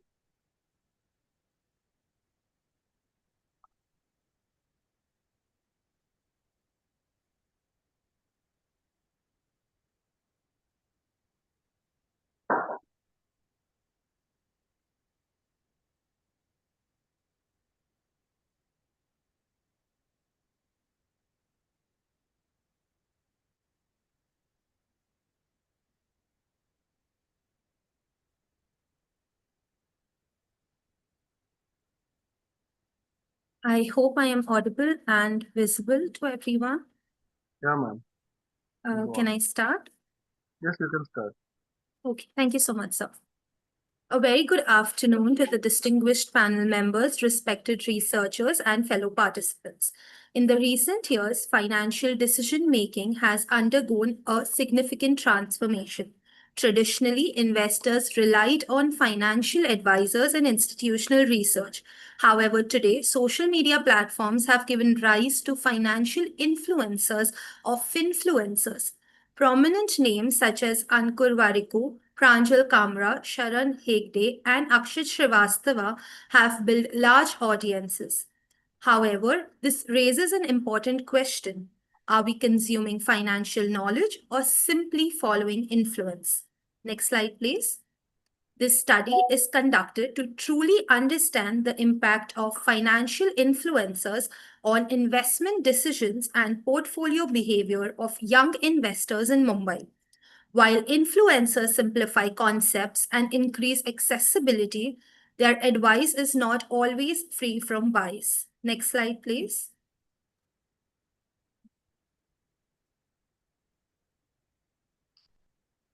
Next slide, please. Here is a capture from LifeMint that portrays how influencers use monetization through promotions and affiliate marketing, which introduces conflict of interest. Thus, it is important to examine whether this influence is beneficial or risky. Next slide, please. I've completed the introduction. Can we go to the objectives? This study aims to analyze how financial influences affect investment decision, portfolio behavior, and trust and creditability amongst young investors. The study highlights the shift from traditional advisory to digital influence, contributes to behavioral finance, and stresses the need for regulations. Next slide, please. A quantitative approach using primary data from 85 young investors in Mumbai was conducted via structure questionnaire. This had been followed to collect primary data through convenience sampling and was later tested using the chi-square method. Next slide, please. The study is based on the assumption that financial influences significantly affect investor behavior, contradicting with a null opinion that suggests otherwise. Next slide, please. My review of literature and to support the secondary research highlights real-world implication of influencer-driven advices has been followed. For instances, next slide, please. The case such as Avdut Sathe's controversy, which reveals issues like misleading financial recommendations, lack of regulatory oversights, and direct impact on investors' decision. This reinforces the dual nature of financial influencers, which is said to be both informative but potentially risky. Next slide, please. The analysis of primary data reveals a majority of respondents that actively consume financial content do get influenced. Many investors partially or fully rely on such recommendations while investing. Next slide. And influencers play a key role in shaping portfolio decisions and investment frequency. Next slide, please. The chi-square test results indicate that the p-value is significantly low. Next slide. Here is an analysis that has been referred from Jamovi after running the required tests. As per the data reviewed, you can see that it establishes a strong relationship between influencers' exposure and investments behavior. Therefore, the null hypothesis is rejected and the alternative hypothesis has been accepted. Next slide, please. This confirms that financial influencers have a statistically significant impact on young investors. Findings state that high exposure, increased participation influences behavior, and trust remains conscious throughout the investors throughout my study. Next slide, please. In conclusion, influencers drive digital finance advices. However, personal judgment still matters. My study is limited to a small Mumbai-based sample. Convenience sampling has been utilized, and since respondents in the primary data have referred to their understanding or their best understanding of the subject, there is a chance of some kind of respondent bias gap that can evolve in the study. Also, this study is based on influencer marketing or financial influencers affecting the mentality and the psychology of investors or young investors across Mumbai. Hence, evolving trends may bring irrelevance to this study in the longer run, and there is more scope of study or literature in this particular topic. Through the conducted study, I strongly suggest Ms. sorry to interrupt, 5 minutes over, time is concluded in 2 minutes. Thank you. Sure. Over to you. Through the conducted study, I strongly suggest one to verify advices, diversify sources, and improve financial literacy and strengthen regulations. Last slide, please. Financial influencers are reshaping investment behavior, but informed decision is essential and half knowledge is harmful. I would like to end my presentation with a vote of thanks. I would like to thank my research guide and my co-author for the paper, Dr. Meenam Saxena, for all of her guidance and her advice during the tenure of my study and research. I would also like to thank all the dignitaries on the dais present today for allowing me to present my paper. I hope this paper adds value to literature for today and next research. Thank you so much, everybody.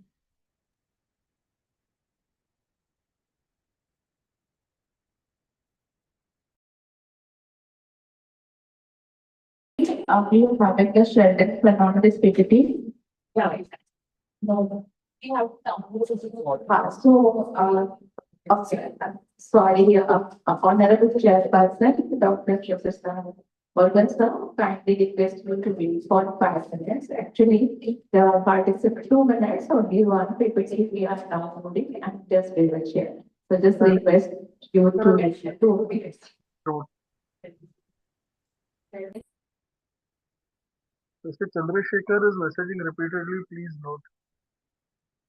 Technical team. Mr. Sheldon Fernandez, are you in the meeting? Mr. Chakradev is also there in the meeting. Please note. Yes.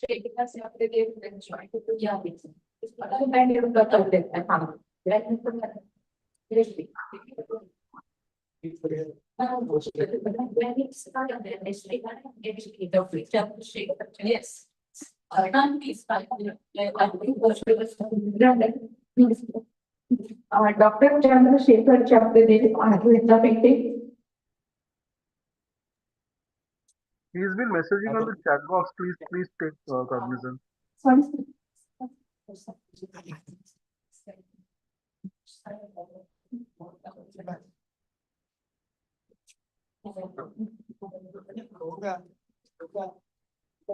Yes, thank you very much, madam. Now you have unmuted me after a long struggle.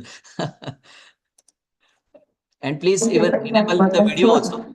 Just actually we are downloading 2 PPTs, so kindly wait for just 2 minutes and 2 more participants from this branch, faculty branch.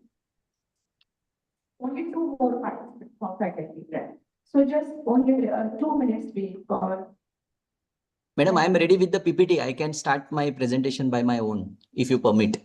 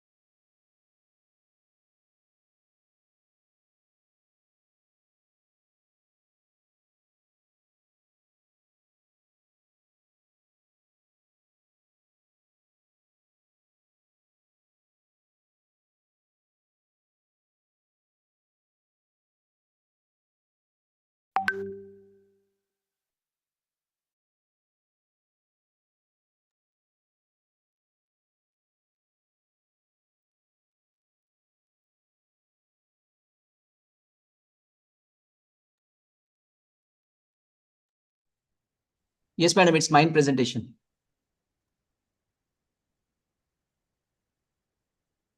Hello. Yes, sir. Shall I start my presentation? Yes, sir, you can start. I think tech team, please allow him to switch on his camera. Yeah, even it is video is unable. Yeah. Enable. Yeah, Dr. Chandrasekhar Chakradev.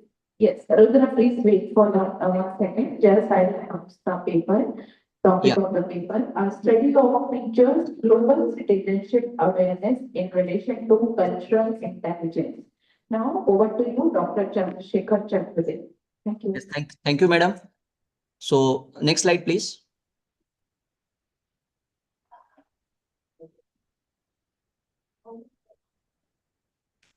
Next slide, please.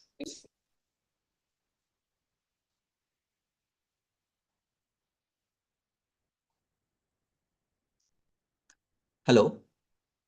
Yeah, so the title for my presentation is A Study of Teachers' Global Citizenship Awareness in Relation to Cultural Intelligence. Myself, Chandrasekhar Chakradev from Chembur Sarvanka Shikshan Shastra Mahavidyalaya. Next slide, please.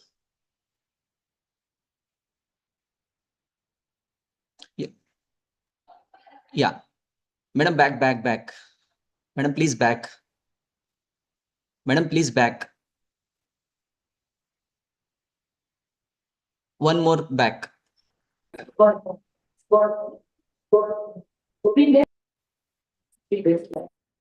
Back, please. Sir, back. Slideshow. Slideshow.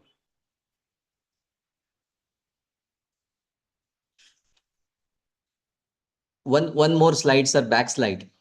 Previous one.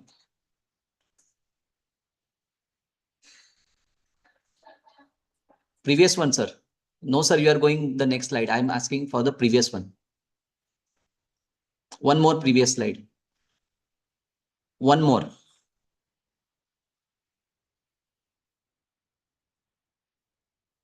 Yeah, next slide. You click slowly, sir. Please click slowly.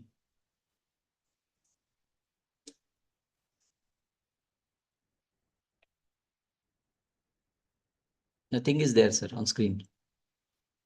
Yeah, the conceptual and operational definition. Now I'm defining the conceptually and operationally the two variables which are involved in my study. Next slide. I mean, just click, sir. I mean, say click. So this is the first variable, teachers' global citizenship awareness. Click, please.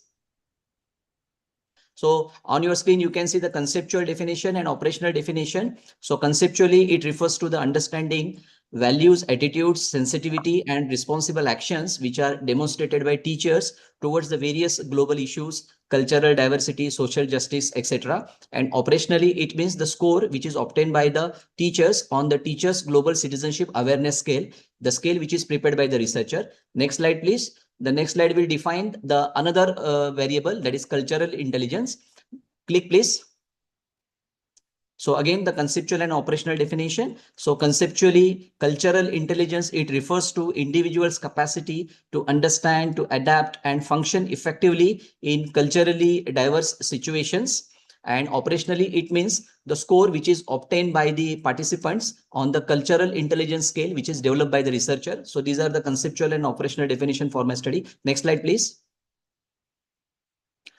Okay, so the objectives and null hypothesis are presented simultaneously. One click, please. So the first objective is to study the difference in teachers' global citizenship awareness with respect to the type of management, that is whether they belong to aided or unaided schools. One click, please. And the corresponding hypothesis in the null form, that there is no significant difference in teachers' global citizenship awareness between teachers working in aided and unaided school. The next click, please. The second objective is to study the difference in cultural intelligence among teachers with respect to the type of management, that is aided and unaided. Next click.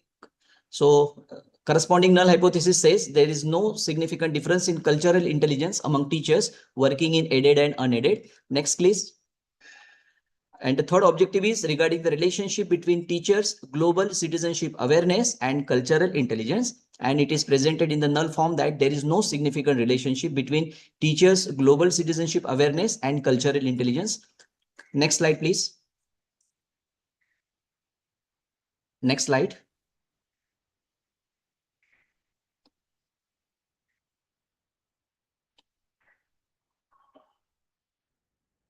Next, please. Click once. Okay, so this slide present the scope, delimitations, methodology, and sample of the study. Now, I don't read all because of short of time, but the scope is limited to only aided and unaided schools in Mumbai and suburban areas. And the study examines the teachers' global citizenship awareness and cultural intelligence through the questionnaire, which is prepared by the researcher. The methodology, it is a descriptive survey, and it employs a correlational study that explore the relationship between teachers' global citizenship awareness in relation to cultural intelligence. The sample comprises 241 teachers, out of which 119 teachers were from the aided section and 122 teachers from the unaided section. And all the teachers are the secondary teachers. Next slide, please. Next slide. Click, click, click, click, click, wait. So the two tools which are prepared by the researcher, the first one is Global Citizenship Awareness Scale, and the second one is Cultural Intelligence Scale. And the reliability of the tool were tested, and the Cronbach alpha was respectively 0.83 and 0.86, which is a good indicating there is a consistent and the tool is reliable. The next slide. Next slide. Click. So this is the first hypothesis. Wait, sir. So there is no significant difference in teachers' global citizenship awareness between teachers who are working in aided. Sorry to interrupt you. 5 minutes over, so kindly conclude in 2 minutes. Madam, my half of the time has gone with requesting the next slide, and may I request for a couple of minutes? Because it becomes very difficult when you are handling and I'm presenting. Of course, I will conclude. So this is the first slide. Independent sample t-test. The p-value indicates the p-value is less than 0.05. So it indicates that it is very significant, and therefore we are rejecting the null hypothesis. Next slide. Click, please. Next slide. So this is the first hypothesis, that there is no significant difference in teachers' global citizenship awareness when they are working in aided and unaided, and we have rejected, and we conclude that the aided and unaided school, they differ significantly in their global citizenship awareness. Next slide. This is the hypothesis number 2 regarding the cultural intelligence with reference to the teachers working in aided and unaided. And this is the table. The p-value indicates it's greater than 0.05, and therefore it is not significant. We are going to accept the null hypothesis. And next slide will indicate that there is no significant difference in cultural intelligence among teachers when they are working with the aided or unaided school. Next slide, please. So this is in regarding the hypothesis number 2. I have already mentioned about that. There is no significant difference. And number 3 hypothesis is about the correlationship. Next slide. Yeah, so third hypothesis is there is no significant relationship between teachers' global citizenship awareness and cultural intelligence. Next click. As you could see from the table, there is a very significant and positive correlation between global citizenship awareness and cultural intelligence, that is 0.858, and it is highly significant. Next slide. Next slide. Yeah, the same is presented visually. So it is concluded that a statistically very significant and very strong positive relationship exists between teachers' global citizenship awareness and the cultural intelligence amongst the teachers. Next slide. So overall significance. So this research will help to develop the globally competent educators. This will also promote inclusive and culturally responsive teaching practices. Okay. Yeah, next slide. Now, last one, I think it's the last one. Yeah, in nutshell, the findings already I have mentioned. So regarding global citizenship awareness, statistical significant difference exists, and unaided school teachers were found to have the more or better global citizenship awareness. Regarding cultural intelligence, there was no statistical difference. And regarding the correlation, yes, there is a very strong and statistically significant positive relationship between global citizenship awareness and cultural intelligence. And perhaps the last slide.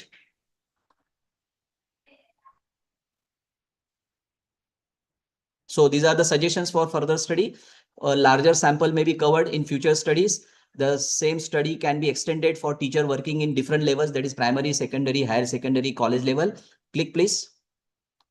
Then comparative study may be undertaken. Next, please. So additional variables may be studied, like emotional intelligence, etc., etc. And even experimental studies may also be conducted to examine the effect of the training program regarding global citizenship awareness and cultural intelligence. So I think this is the last one. So thank you very much. This is bibliography. You can click once. Okay, thank you, sir. Over to the next participant, Mr. Sheldon Fernandez.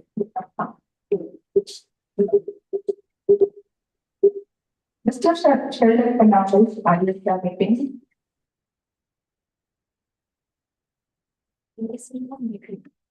Yeah, he's there in the meeting. He has to be unmuted.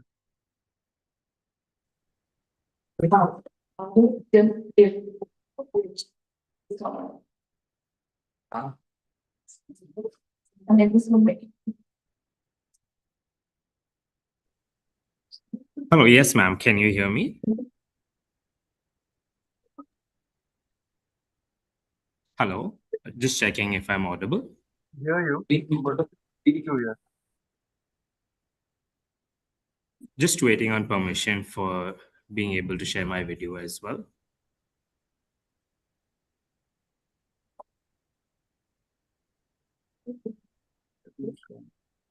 Tech team, please allow him to switch on his camera.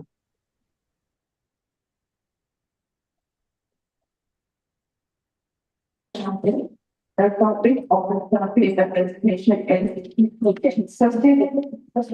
Yeah, please allow him to switch on camera first. Sustainable economic practice, but a handle and an innovative approach in eco-conscious dining experience. Can you unmute yourself now? Mr. Sheldon Fernandez. Yes, Mr. Thank Just you. checking Over if to I'm you. audible. Okay, thank you. Yes, sir. Just checking if I'm audible, and can I go ahead with my presentation? Yes. Yeah, please proceed. Yes. Yeah, please The start. topic for my Over to you. presentation today is sustainable gastronomy practice and using butter candles as an innovative approach in eco-conscious diet. Next slide, please. The reason for selecting this topic is, as I'm part of the hospitality industry and dealing with food on a regular basis, sustainability is a big factor. How do we ensure that whatever products we use, ingredients we use are not going to waste? We're making the most and getting the most out of these raw materials. And the research I've conducted into sustainability in this area is via an innovative and eco-conscious product in the form of butter candles. What exactly are they? It is basically a sustainable edible candle that is made from butter. It serves two purposes by providing functional ambient lighting as well as acting as a consumable factor. I've further researched into the study by introducing my own brand that's called as Loar Dur, which translates to golden glow, along with the tagline Illuminated Indulgence. The aim of this study, or the reason for further conducting this study, was to boost the sustainability in this industry by introducing this reinventive product, and and also to elevate dining experiences by using or inculcating eco-conscious practices. Next slide, please. The objectives of the study were, one, to evaluate how this product adds to the sustainability factor of a dining experience and also minimize wastage as far as in usage of raw ingredients are concerned. And number two, to analyze what are the customers or the consumers' perceptions of these products as far as concept, taste, and other factors go. Next slide. The two hypotheses. One, the introduction of butter candles as a sustainable dining experience definitely has a significant positive effect on overall customer experience, while also reduces perceived and actual resource consumption. And number two, the sensory appeal of butter candles measured through visual aesthetics, aroma, and interactive engagement has a positive effect on customer satisfaction and strengthens perceptions of eco-conscious sustainable practices. Next slide. The research methodology that I've used for this research are basically a trial of actual production of the butter candles on 2 occasions. On the first occasion, there was a slight variation in the method that was used to produce these butter candles, whereas in the trial number 2, a slight rectification was made in order to improve upon the findings. Primary data was collected from a small group of participants that engaged in various fields from a roughly age group of around 20 to 65 with an interest in food and dining experiences. A sensory evaluation was conducted based on this product.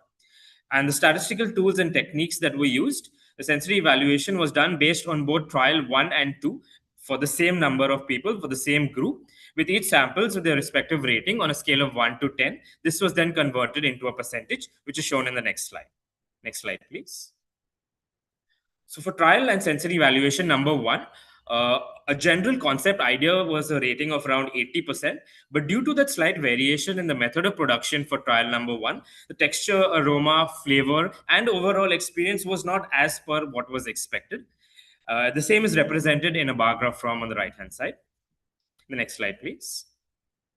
Whereas after that slight variation in the method of production, there was a much higher rating in terms of concept, the idea, the texture, the aroma, the flavor, and the overall experience. This suggested that the method of production for this particular product was quite essential to the way the product was perceived by the consumer and the customer. Next slide. These are a few images of the new introduced innovative and eco-conscious product with potential packaging options that could be introduced as a new product into the market. Next slide, please. A few suggestions based on this study or the introduction of this new product. There must be a strong focus on the steps in the manufacturing process, as this is a key factor on the overall perception of the product. The product packaging must be appropriate, and there must be certain factors taken into consideration to ensure that the temperature and consistency of this product stays the same and the food is safe for consumption. And finally, the variations of this product in terms of quality, shape, flavor, and visual appeal is what will make it stand out. Next slide, please. And to conclude, the concept of butter candles, which is proving to be a sustainable, innovative, and eco-conscious supporting product, holds a lot of promise, as there is very little effect on the environment, very minimal wastage, and it also provides an added experience to the customer, as customers are always looking for something new, something that's innovative, something that's different from their routine, mundane ingredients like butter, which is a very common staple ingredient in most households. The introduction of this innovative product, in the terms of the brand Loa Dar, can evolve into a model that not only expresses craft, but also comfort and aligns itself with the ideologies of this research, that is to promote eco-consciousness and sustainability. Out of the minor and initial evaluations of this research, there is a strong demonstration for responsible innovation with a culinary edge, with a culinary design that can prove or provide an edge in the industry. The product offers a conscious effort towards clean burning properties. Unlike... Yes, ma'am. Noted. Thank you. You can take the words. The product offers a conscious effort towards clean burning properties and efficient use of resources to ensure that an overall experience, not only in terms of food, service, ambience, but also considering secondary or external factors that do not directly affect the guest, such as complete usage of raw materials, effect on the environment, are also taken into consideration. There is scope for further research and brand acceptability amongst the general public. The introduction of this brand will prove or will give an edge in the market. This brand currently does not exist in the market. It's a brand that is created by myself. And though the product itself can be produced by a particular person or by a customer, the gap that this research bridges, or the gap that this product fills, is wherein it provides an ease of access to a customer, while also providing that little bit of luxury and adding to their ambience. With this, I would like to conclude my presentation. Thank you for your time.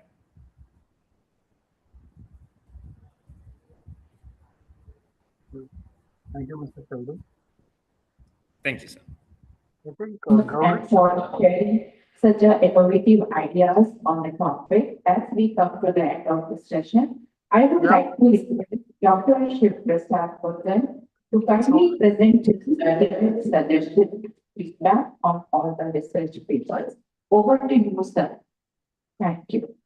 I think Gauri Dhash is messaging on the chat box. Please check. Am I audible? Yes, sir, you're audible. Yeah, I think Gauri Dhash is messaging on the chat box. There seems to be some technical issues. She could not present.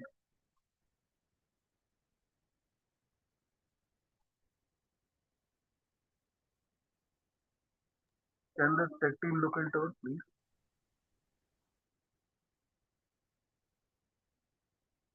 She's still waiting.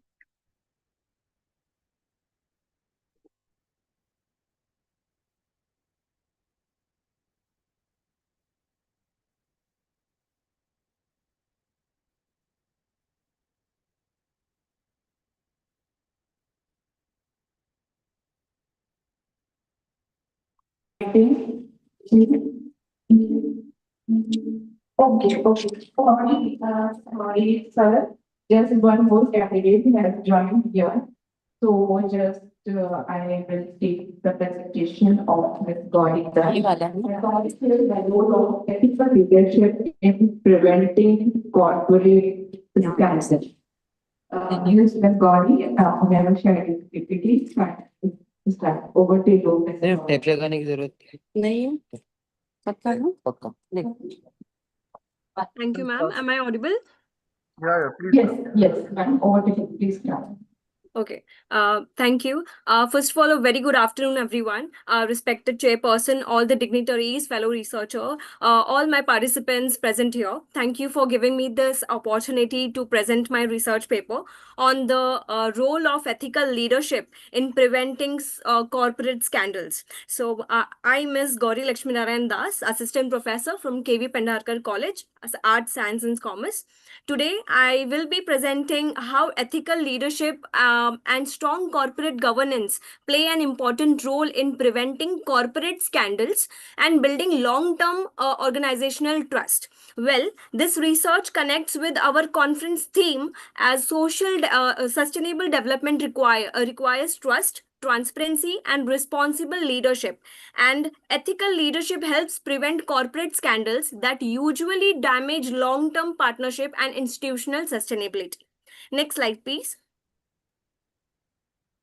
So while we understand the ethical leadership, today to begin with, in today's corporate environment, organizations are judged not only by their financial performances, but also by how ethically they operate. So ethical leadership goes beyond simply following the rules and compliances requirements. It means doing what is right even when it is difficult or uncomfortable. So leaders play a major role in shaping organizational culture. Their behavior influence how employees respond to ethical dilemmas and workplace challenges. When leaders demonstrate honesty, fairness, accountability, and transparency, they create an environment where unethical practices are less likely to happen to remain hidden. This is why ethical leadership becomes the very first step in preventing corporate scandals. Next slide, please. So the existing research shows that ethical leadership and corporate governance are very closely connected. Scholars like Linda Trevino and Catherine Nelson explains the leaders act as role models. Their action sets the tone for integrity and fairness across the organization. So the research shows that the organizational culture is very strongly influenced by the leadership behavior. At the same time, a strong governance system provides a structure through accountability, oversight, and transparency. This helps reduce misuse of authority and improves compliance. Together, ethical leadership and governance framework helps reduce risk.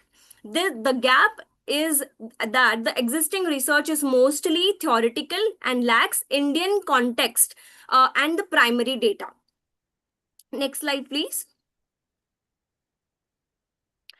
Speaking about the research methodology, for this study, I have used mixed method research approach, combining both qualitative and quantitative methods. The first part involved case study analysis, where I have examined developments related to Tata Consultancy Services and Infosys to understand real organizational ethical challenges. The second part involves a survey design using a structured questionnaire based on a 5-point Likert scale. Data was collected from around 29 to 30 respondents for a quick and manageable analysis, including working professionals and self-employed individuals. The responses were analyzed using simple percentage analysis to identify major patterns and perceptions regarding the ethical leadership and governance practices. Next slide, please. So based on the objectives of the study, these three hypotheses were developed. The first hypothesis states that the ethical leadership has significant impact on our employee behavior within the organization. The second hypothesis states that the strong corporate governance practices help in reducing unethical activities. The third hypothesis states that the ethical leadership positively influence organizational trust and transparencies. So these hypotheses help me examining the relationship between the leadership behavior and the organizational outcomes. Next slide, please. So now coming to the first case study of Tata Consultancy Services, Nashik, a recent case, workplace harassment case in 2026. This case began with a very single complaint, but further investigation revealed that much larger organizational issue where 9 FIRs were filed against the team leader and a HR personnel. The incident had reportedly continued for several years from 2022 to 2026, and even when required an undercover police investigation or an operation. What went wrong here was not the absence of policies, but the failure to act on the compliance, on the complaints. Internal complaints were ignored by HR, grievance handling mechanism were weak, and employees did not feel safe reporting the issues. Sorry to interrupt. Miss Gauri, sorry to interrupt. You are 5 minutes over. Kindly continue. Okay, thank you, ma'am. Thank you, ma'am. So this case study clearly shows that the ethical leadership is not just about the policies on the paper, but it is about the acting on them consistently, fairly, and promptly. Second case study, wherein we are talking about the Infosys. The study focuses on how it handled the workplace ethics concern in 2026. Unlike delay or silence, the Infosys company responded with a structured and a transparent approach. The organization publicly reaffirmed its zero tolerance policy towards the unethical practices. So this case shows how ethical leadership helps organization to manage risk before they grow into a full corporate scandals. Next slide, please. So survey findings, the next slide, please. Okay, so now coming to the survey findings, the results strongly support the importance of ethical leadership. Around 93% of respondents agreed that ethical leadership significantly impacts on employee behavior. Nearly 90% believed that the strong corporate governance helps prevent unethical practices. About 96% agreed that transparency in leadership built organizational trust. However, only 14% felt comfortable reporting the unethical practices, which was a major concern over here. This shows that even when organizations have policies, employees may still hesitate to speak up. Another critical finding was that around 35% of people organizations effectively follow ethical practices, only 35%. And while 97% have observed unethical practices in their workplaces. So the common issues reported included the data privacy, concerns misuse of authority, favoritism, and workplace politics. So this clearly indicates that unresolved ethical concerns can grow into a larger organizational failures and scandals. So next slide, please.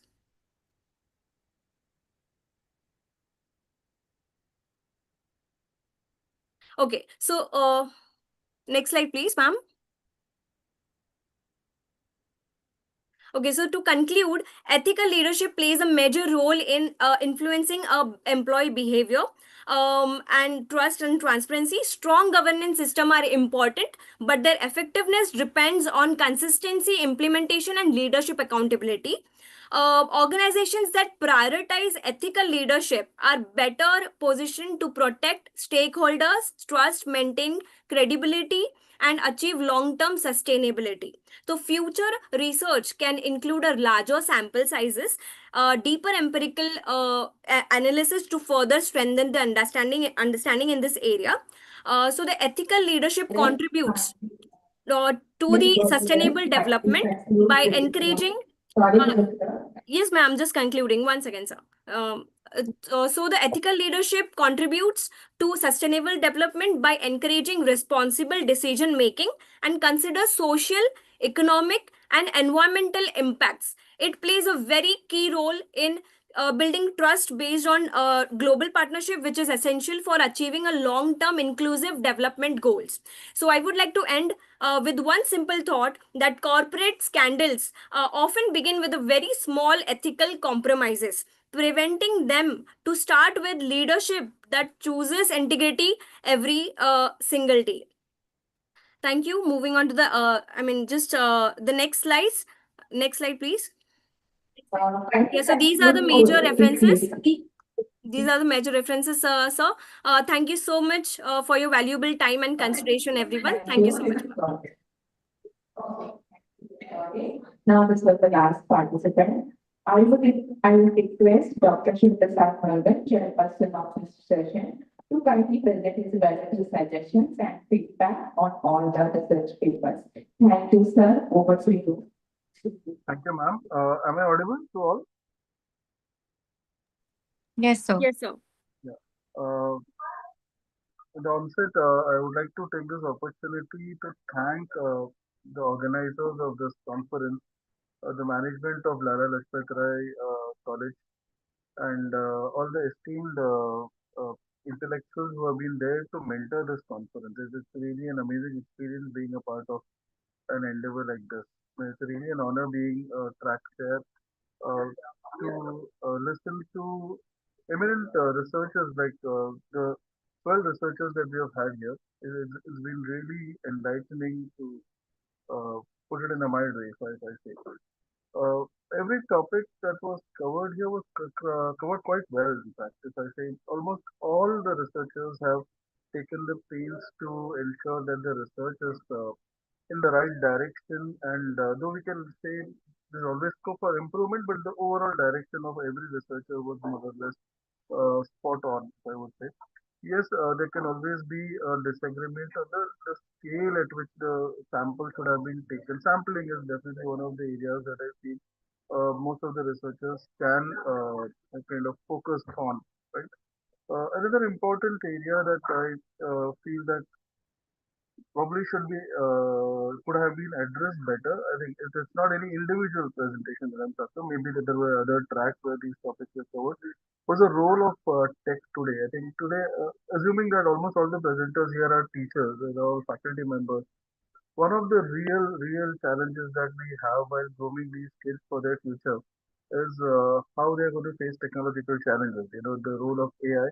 On one side, it appears to be a facilitator, but it also creates a comfort zone that can uh, actually endanger their futures in the long term. Right? I believe everybody knows there's a syndrome called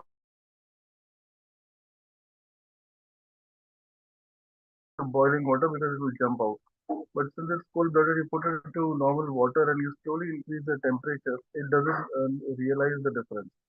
And by the time the water reaches boiling point, the frog does not have the ability to jump out. I think that is an analogy that I would draw to the dependency that is being created on artificial intelligence by the learners today. And I think the challenge is for us teachers to somewhere bring in.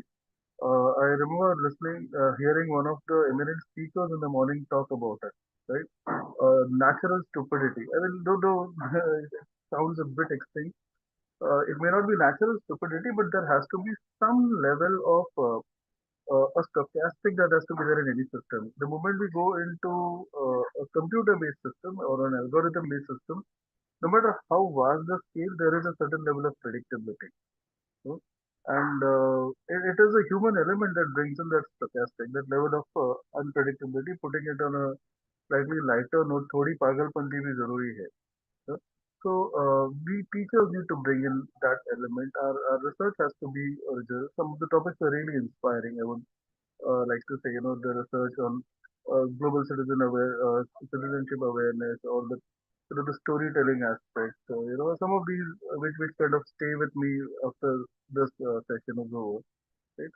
But my heartiest congratulations to all the researchers for well presented and well researched research papers.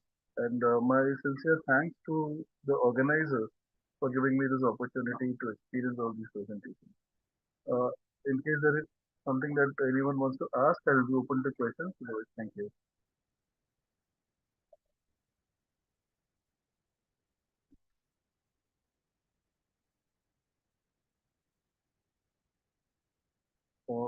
Over to you, moderator.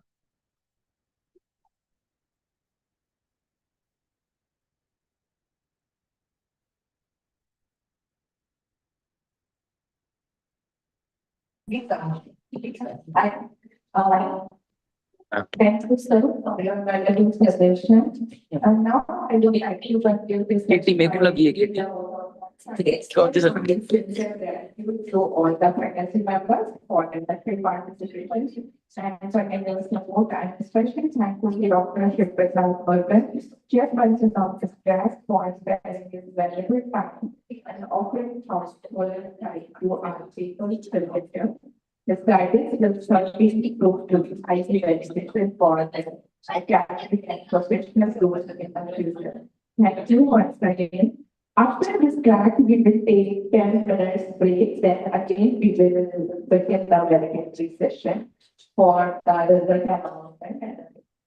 Thank you so much.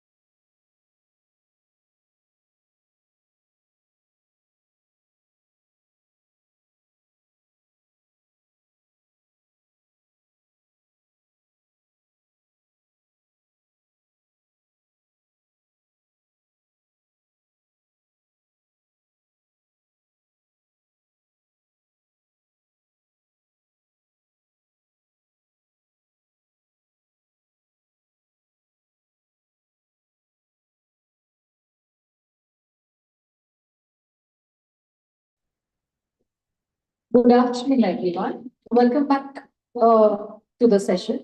Thank you to all paper presenters for your insightful contributions and engaging presentations across both tracks. With this, we now move on to an important segment of the conference where we gain experts' perspectives on the research papers. I'm thankful to Dr. Richa Chaudhary and Dr. Shiv Prasad Murugan for sharing their observations and valuable feedbacks on the research papers. Your perspectives will certainly guide the presenters in enhancing the depth, clarity, and practical relevance of their research going forward. I now invite Ms. Jyoti Sahani to introduce our valedictorian, Mr. Manu Vedapude. Over to Jyoti, ma'am.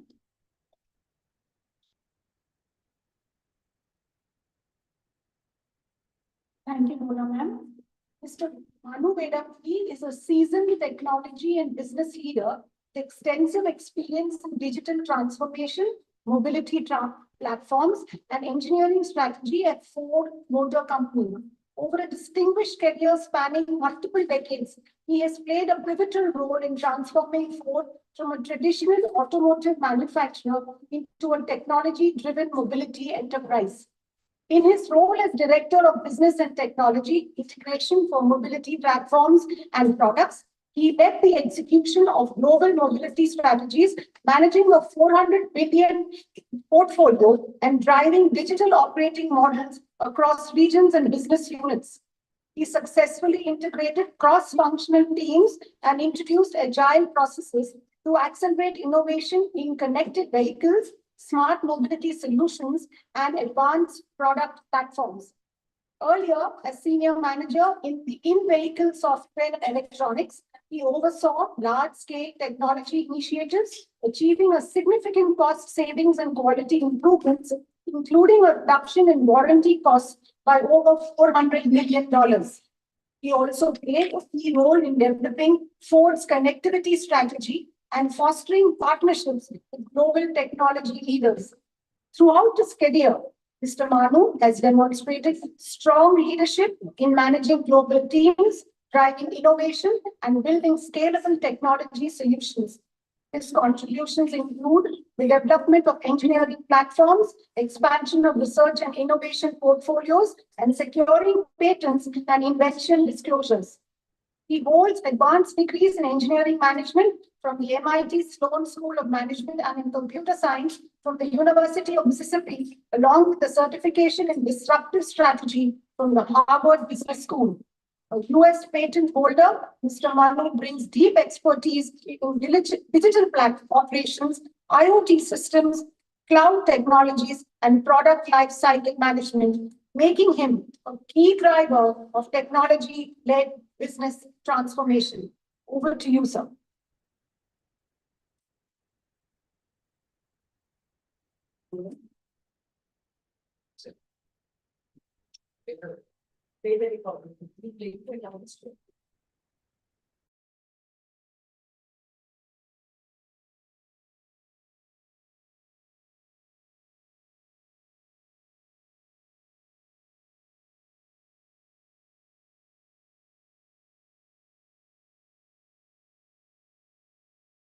Well, good morning and good day. First off, I think it's an honor and a privilege to be able to bring some of my thoughts together and share with you in this particular conference, a very prestigious conference. I'm very happy to be here. Secondly, thanks very much to Dr. Mongia, Dr. Neelam Mongia, for actually inviting me over. This is a return visit, a second time I'm actually doing this thing. I'm really proud and very happy to be part of this thing. Thirdly, I've sent my presentation to the conference, and feel free to use it if it helps. It just brings together some of these thoughts. Okay. So by way of introduction, my name is Manu Vedapude. I'm the CEO and co-founder of Decidium Consulting. Decidium actually means disruption. And having experienced many technology as well as business transformations, I can sort of see where things are starting to come together and sort of share some of these thoughts that might actually prove that an interdisciplinary approach is the most critical aspect of anything we do moving forward. Okay, so digital transformation for this, really navigating, I thought I'd focus on really navigating the AI-driven landscape, which is what everybody's so busy and worried about right now, and talk about what we could do to sustain that. Yeah. Okay. So I put together my few thoughts, and this is the agenda, which really talks about the digital transformation imperative, right? Why are companies doing all of this?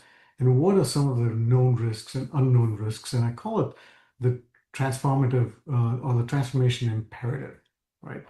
The second piece is just talking about the pace problem, right? Disrupting the disruptors.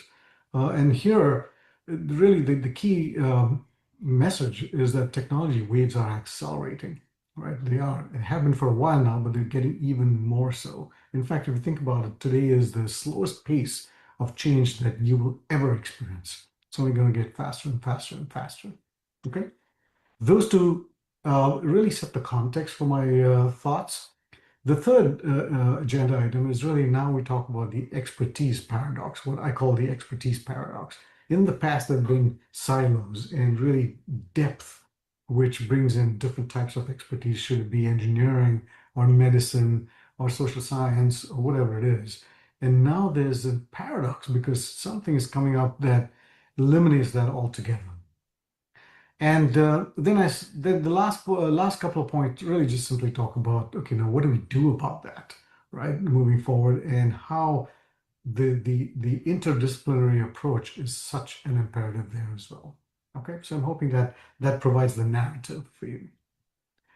Okay, so what is the digital transformative imperative, the transformation stuff? Well, there are opportunities that digital brings, the digital transformation brings. There are known risks with that, and there are unknown risks with that, right? So really, if you look at the opportunities, it's been tremendous over the last 10 to 15 years. More recently, of course, AI and automation is driving productivity across the supply chains, right? Research and education. But prior to that, it was cloud native architectures that enabled scale. That was all about global scale and collaboration. And even there, you had the Internet of Things that really create that very rapid real-time feedback loops. And then, of course, enabling opportunities across the board, right? But they came with some known risks. For example, legacy system debt really slows down. Like all these enterprises that have been in existence for 50, 60 years are just dragged down by the legacy systems that they have. Workforce displacement really demands proactive reskilling strategies that tend to be quite expensive as well. And then, of course, there's vendor lock-in and transformation roadmaps that very often outpace the organizational change capacity that we have to deal with. So these are all known risks, and of course, things that we've learned over the last few years. But more importantly, I think we're getting into a large area of unknown risks. And by that, I mean, these are transformation strategies that were conceived just 18 months ago, right? 2 years back, are already obsolete. So think about that. Organizations that are going through a massive 3 to 5 year transformation of their entire technology platform and their business, these are already obsolete 2 or 3 years into it. And organizations are being disrupted before completing those transformations. You can imagine the confusion and the state of churn in the various companies and the industries. And emergent AI behaviors, right, create a very complex socio-technical challenge, right? We just don't understand it. Like with the industrial revolutions, we knew that there was going to be a massive amount of change, but you had 100 years to be able to address that. Now with the IT revolution, of course, we understood that was coming, and you had 80 years, 50 years to address that. But now things are changing much, much faster. And of course, we don't know what the long-term environmental and regulatory costs are going to be. They're just completely unquantifiable at this point in time, right? But the bottom line message is that known risks can be mitigated, but beware of the unknown risks. These are the things that sometimes come and get you with completely unintended consequences.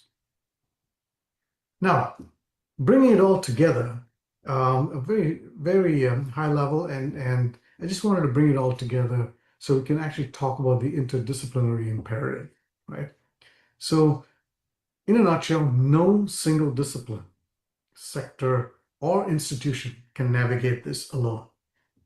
No chance, right? The complexity of AI-driven transformation really demands research and action at all these intersections. So when you look down at these three tiles, these three towers underneath, on the left side, you can see, yep, let's take a look at just the academic piece of it, right?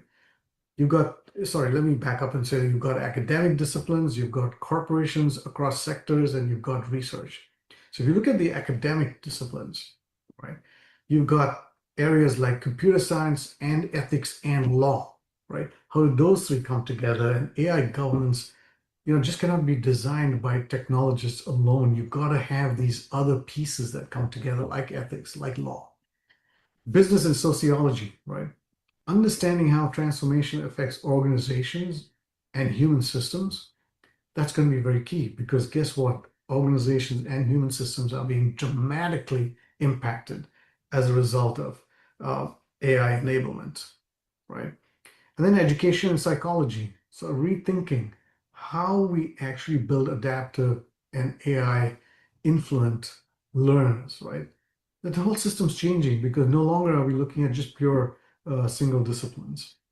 And then, of course, engineering and environmental science, because you're really going to be impacted as a result of the compute infrastructure and all the negative stuff that you'll be hearing about what it takes to run a data center that's meant to support the compute in an AI model, right? Now, shifting a little bit to various corporate sectors, or various sectors in general, you have corporations. These bring applied scale because they're focused in a very small area, right? They bring real world constraints and a willingness to fund research and development that really tied to very strong commercial potential. So you've got corporations. You also got academic institutions, and these supply the rigorous inquiry, the research, the long-term perspective, and the independence from market pressure, right? You study and you learn for the sake of learning, and you bring it all together. And then you have the third piece, which is social institutions and these NGOs. And these ensure that the research serves equity, inclusion, and communities that are most at risk from disruption. So now, how does that actually serve up a research agenda? Well, the last tile on the right side, joint industry and academic labs that are focused on measuring the impact of AI across social and economic systems. Right? This is very critical. So you've got to work jointly across those two. Now, cross-sector rapid response research is very critical. You've got to build to operate at the speed of disruption, not at the speed of grant cycles, right? So disruptions are coming at a faster cycle time, and grant allocations coming at a much slower cycle time. Those need to be synced up to really make a difference. It's a very telling point, and I really hope we can work with government institutions to actually enable that. It's kind of like mechanical engineering and software engineering, and you've got software coming into the mechanical side of things, and all of a sudden, you've got to be able to sort of tweak those so that they actually start fitting and you don't lose the value of one over the other. Shared longitudinal data sets, of course, the long-term implications, these really have to be studied well and brought into perspective. And then new measures, new metrics, right? Not just the old ones that we used to sort of work with. Okay? So just to bring this to a close, I really do believe that there is a significant context for what's been happening, right? The pace of technology change, as well as these various technology waves, right? The need for disruption that's driven by corporations. And then there's the expertise conundrum, right? That, hey, an expert by himself or herself is not good enough. They've got to be able to couple with multiple aspects and perspectives. And finally, how does all of that come together, right? Within the academic disciplines, across these various sectors, in order to define what a possible research agenda would be And I really do believe that universities, institutions of learning have always been at the forefront of thought processes, right? And thought in general. And I think that has not changed in spite of everything else that has. So the questions AI raises, right, are too large for any one field. We've got to understand that, we've got to accept it, we've got to internalize it, and then take corrective actions. And that key corrective action is that answers will only emerge when we stop working in silos and we go across. Okay, so just a few thoughts. I hope this gives you some points to think about and some perspective to sort of look at it, and perhaps a different lens by which you could sort of look at what's happening in industries and elsewhere, and sort of all of us collectively drive towards what's best for humanity. All right. Thank you very much. It's been a pleasure, and I really enjoyed it.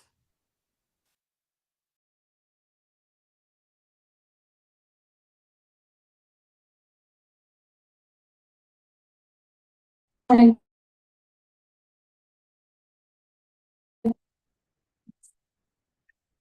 Thank you, Mr. Manu Megafoni, for that insightful and forward-looking valedictory address. Your perspective on the need for interdisciplinary collaboration in navigating the complexities of digital transformation and artificial intelligence was both compelling and highly relevant. You have thoughtfully highlighted the importance of bridging various domains to address emerging socio-technical challenges.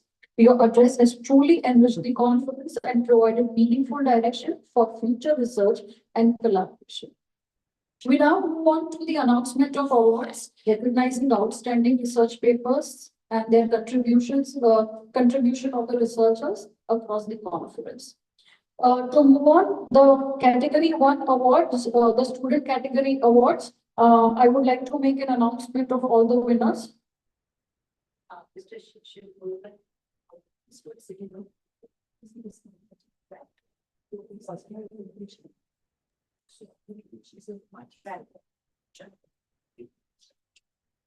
Okay, so this is track 1, students category.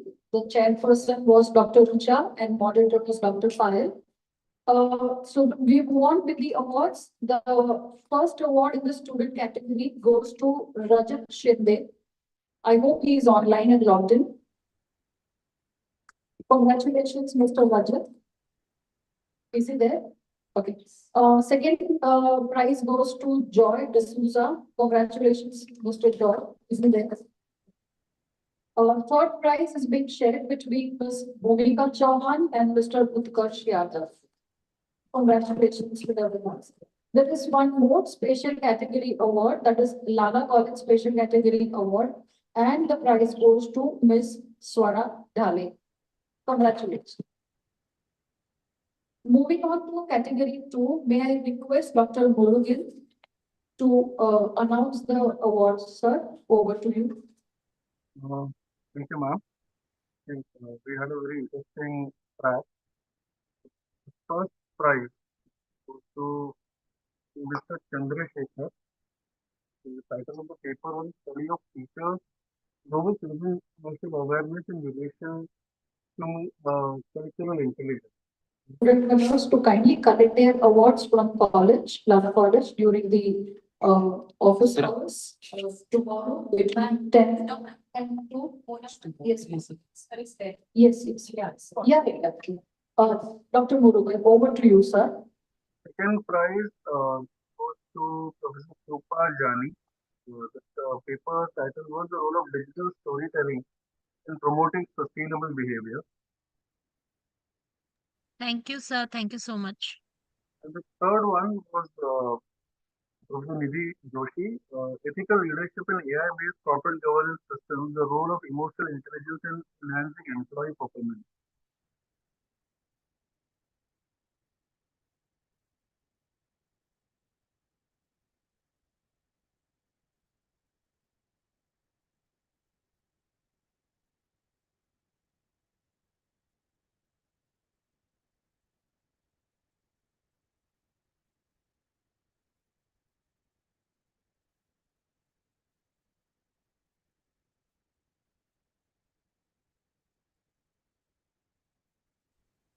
Thank you, Murugan sir.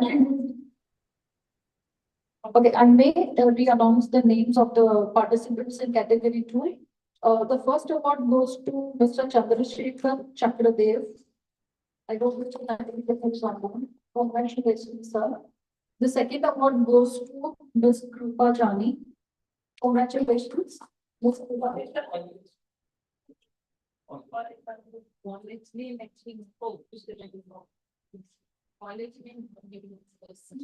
And the third award goes to Ms. Didi Joshi. Congratulations. Didi Joshi.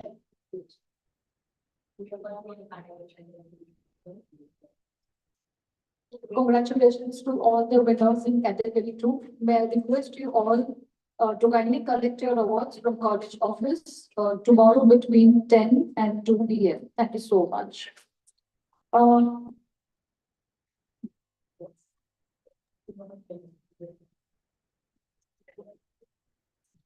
Thank you, Dr. Richa and Dr. Murugan, for your thoughtful evaluation and for recognizing the outstanding research contributions across both the tracks. We now move towards the concluding segment of today's conference. It is my privilege to invite our respected principal, Dr. Harmeet Kaur Bhasin, to deliver the concluding remarks for today's international conference.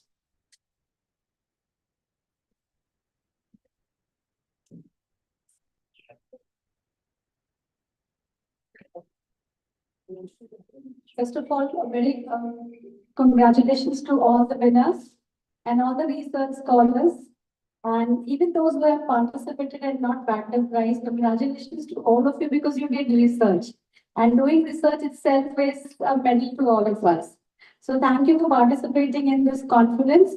Thank you the conference committee, the conference team, all the faculty members, the track judges, the moderators, and every student who has participated here. Thank you for contributing and making this particular international conference a success. I thank our valedictory speaker also to give this valuable time to us and joining us in this particular conference. Thank you, everyone.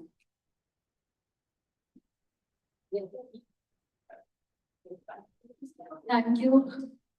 Thank you, Harmeet ma'am, for recognizing everyone's contribution to the successful conference. May I now request our academic dean, Dr. Neelam Aruna ma'am, to share her final reflections.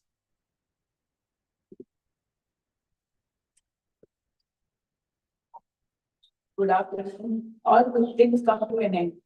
Yes, but when we experienced it, we realized that in this 3-4 hours that we have been there, though I didn't hear many papers, but I'm sure that many thought-provoking papers. It's quite a challenging topic, global partnership. I mean, so many areas to find. Normally, we say collaboration, cooperation is the key to success. But some log छुपाते हैं. If they do an innovation, they patent it. Whether it's the basmati rice, whether it is the haldi, whether it is the Ozempic, it is now removed from patent. Though we talk about global partnership, there is also an individuality in everyone. They want to keep all the inventions for themselves, for their individual, or at least for their country. So, though we say partnership, to get things from others is not very easy. So I'm sure in these papers, a lot of ideas may have been given as to how global partnerships can be conducted and carried out. And I'm sure it's been a very thought-provoking seminar. I congratulate the entire conference team, Sangeeta, Arun, and your leader, Dr. Harmeet, and all the participants, all the team workers, whether it is Mona or Meena or Payal and all the SFC.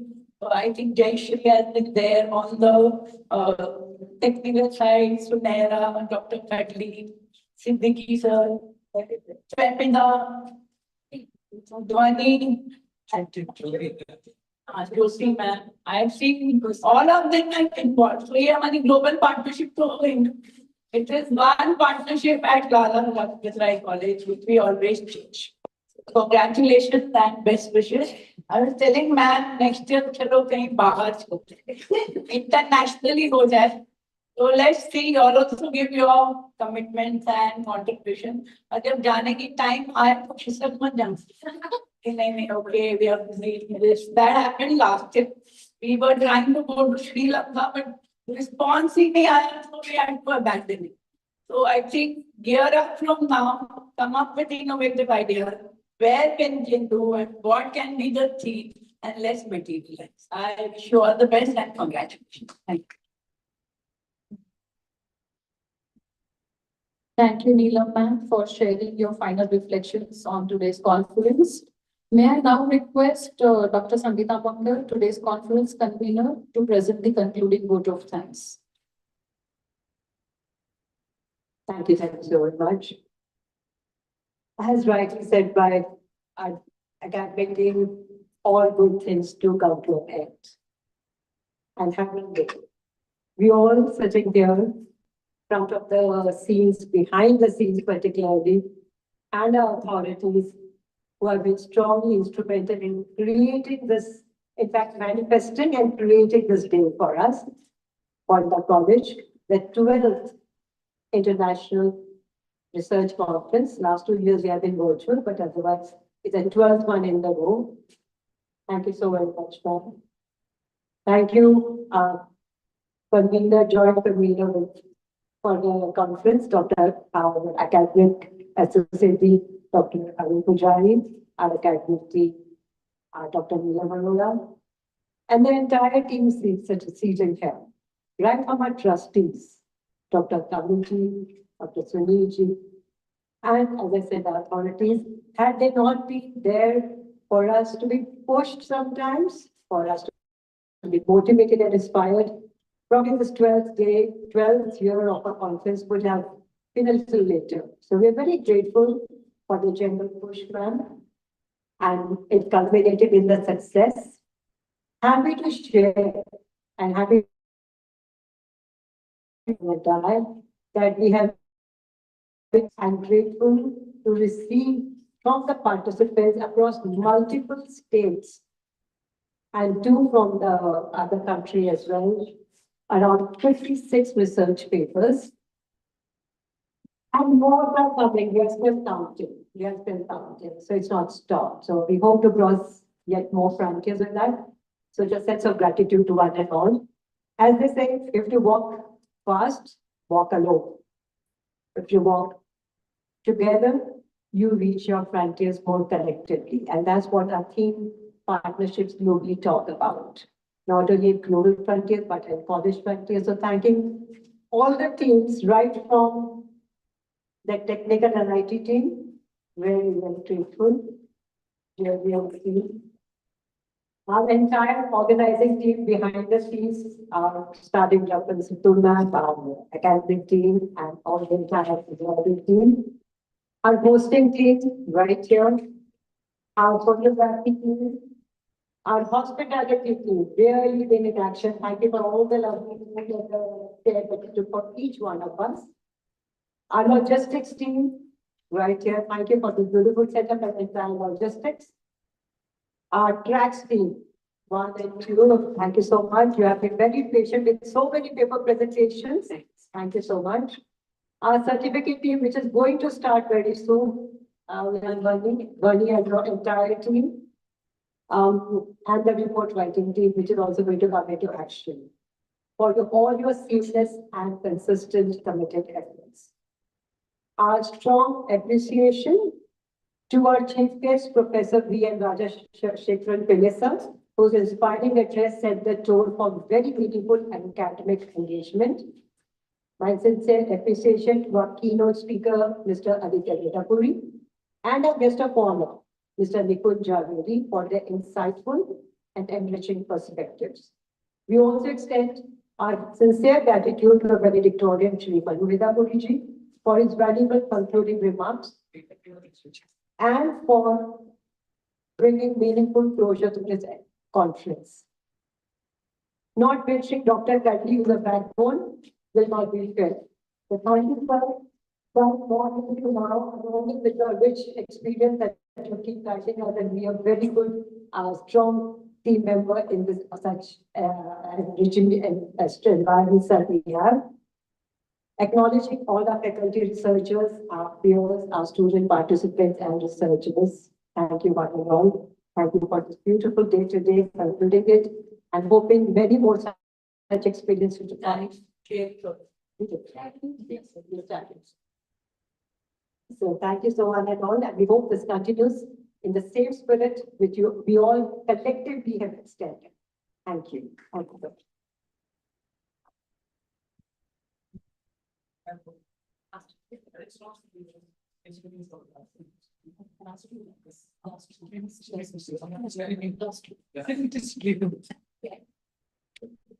Thank you, Sangeeta ma'am, for such a wonderful vote of thanks.